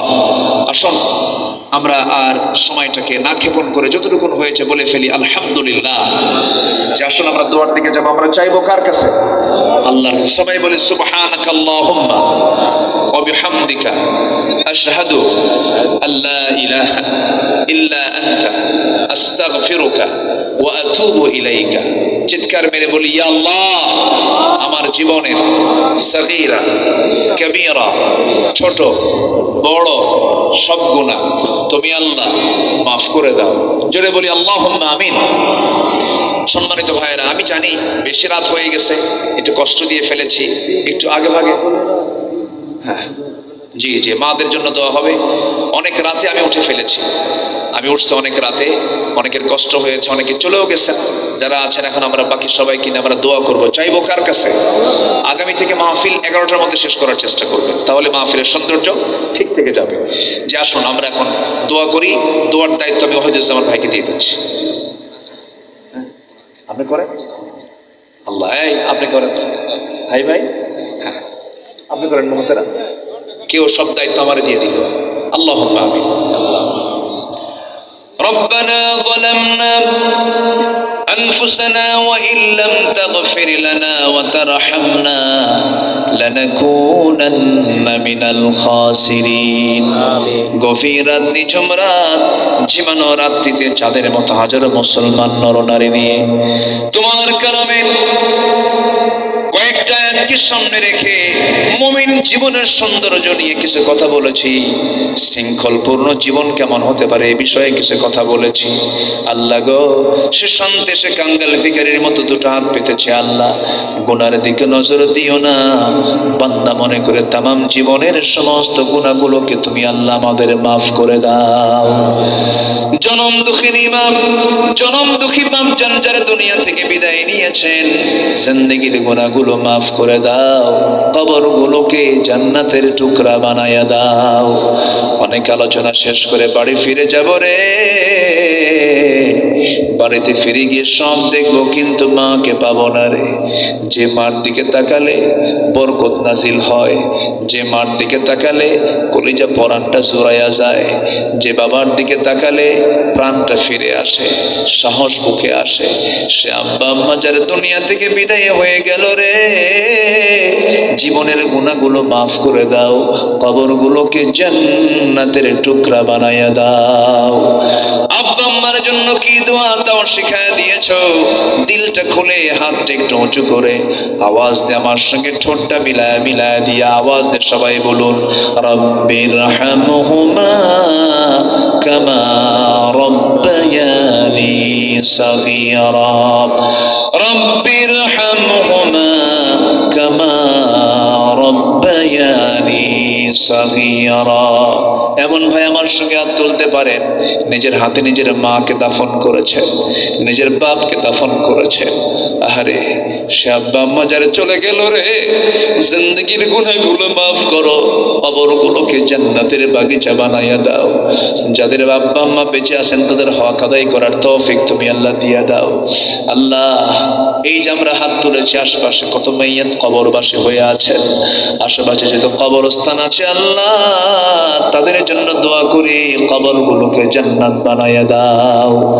অনেক মা বোন হাত তুলেছেন, মা বোনদের মনে কত জ্বালা, কত অশান্তি হয়তো থাকতে পারে, আল্লাহ শান্তিটা করে দিও। মাদের যত অসুবিধা আছে সুবিধা করে দিও আল্লাহ। অবাধ্য সন্তান অনুগত করে দাও, বেপর্দায় থাকলে পরে পর্দায় থাকার তৌফিক দিয়ে দাও। একদিন তো দুনিয়া থেকে বিদায় নিয়ে নেব রে আল্লাহ, মরতেই যখন হবে তুমি আল্লাহ শহীদি মওত কপালে জুটাইয়া দিও। আল্লাহ, তোমার বান্দাগুলোকে নিয়ে এমন সময় হাত তুলেছি, মুসলমানদের পায়ের তলায় মাটি নাই। ফিলিস্তিনকে বাঁচাও, সিরিয়াকে যেমন জুলুম মুক্ত করেছ, কাশ্মীরকে তুমি আল্লাহ জুলুম মুক্ত করে দাও। মুসলমানদের বাইতুল আকসা তুমি আল্লাহ মুসলমানদের হাতে তুলে দাও। 200 কোটি মুসলমানের জন্য একটা ওমর তুমি আল্লাহ পাঠায়া দাও। ও আল্লাহ, দুনিয়া থেকে কোন দিন বিদায় নেব জানি না, মরতে যখন হবে তুমি আল্লাহ শহীদি মওত কপালে জুটাইয়া দিও। আমার আব্দুল মমিন ভাইকে কবুল করো, আমার হাসান নাকিব ভাইকে কবুল করো। সবার নাম তো আমার জানা নাই, যার যা চাওয়া তুমি আল্লাহ পাওয়া করে দিও। আমার ওয়াহিদুজ্জামান ভাইকে কবুল করো, আমার হাই ভাইকে তুমি আল্লাহ কবুল করে নাও। আমার ডানে বামে সামনে যত ভাই, সবার নাম তো আমার জানা নাই, তুমি আল্লাহ তোমার পছন্দের বান্দার কাতারে শামিল করে নাও। এই দুনিয়াটা আসার তো সিরিয়াল ছিল রে, যাওয়ার তো কোনো সিরিয়াল নাই। বড় ভাই বেঁচে আছে, মেজো ভাই বেঁচে আছে, আমাদের প্রেরণা কবি মতিউর রহমান মল্লিক দুনিয়া থেকে বিদায় নিয়েছেন। আল্লাহ গো, তার রেখে যাওয়া কর্ম মেহেরবানি করে তার জান্নাতের ওসিলা করে দিও। তার কবরটাকে জান্নাতের টুকরা তুমি আল্লাহ বানাইয়া দাও। আয় আল্লাহ তাআলা, এই দুনিয়া ছেড়ে কোন দিন দুনিয়াতে ছেড়ে বিদায় নেব জানি না, তবে যেদিন মরে যাব রে, টান মেরে ঘর থেকে বের করে দেবে। জীবনের শেষ গোসলটা হয়ে যাবে, মোরামুখ সব দেখে দেখে চলে যাবে রে। 24 ঘন্টা যাবে না, মাথার চুলগুলো খসে খসে পড়বে। 3 দিন যাবে না, চামড়াগুলো গলে গলে পোকার পেটের খাবার হবে। মাত্র 7টা দিন পেটের নারী বুড়ি সব চোখ মুখ কান নাক দা বের হওয়া শুরু হয়ে যাবে। কিম্বুত কিমাকার চেহারা হয়ে যাবে। মাত্র 3 মাসের ব্যবধান। কবর খনন করে যদি দেখা হয় কয়েকটা হাড় ছাড়া কিচ্ছু খুঁজে পাওয়া যাবে না। সে অন্তিম সময়ে যখন চলে আসবে, জবানে জারি করে দিও কালো যে কালিমা তাইয়্যিবা লা ইলাহা ইল্লাল্লাহ মুহাম্মাদুর রাসূলুল্লাহ। আসসালামু আলাইকুম ওয়া রাহমাতুল্লাহি ওয়া বারাকাতুহু।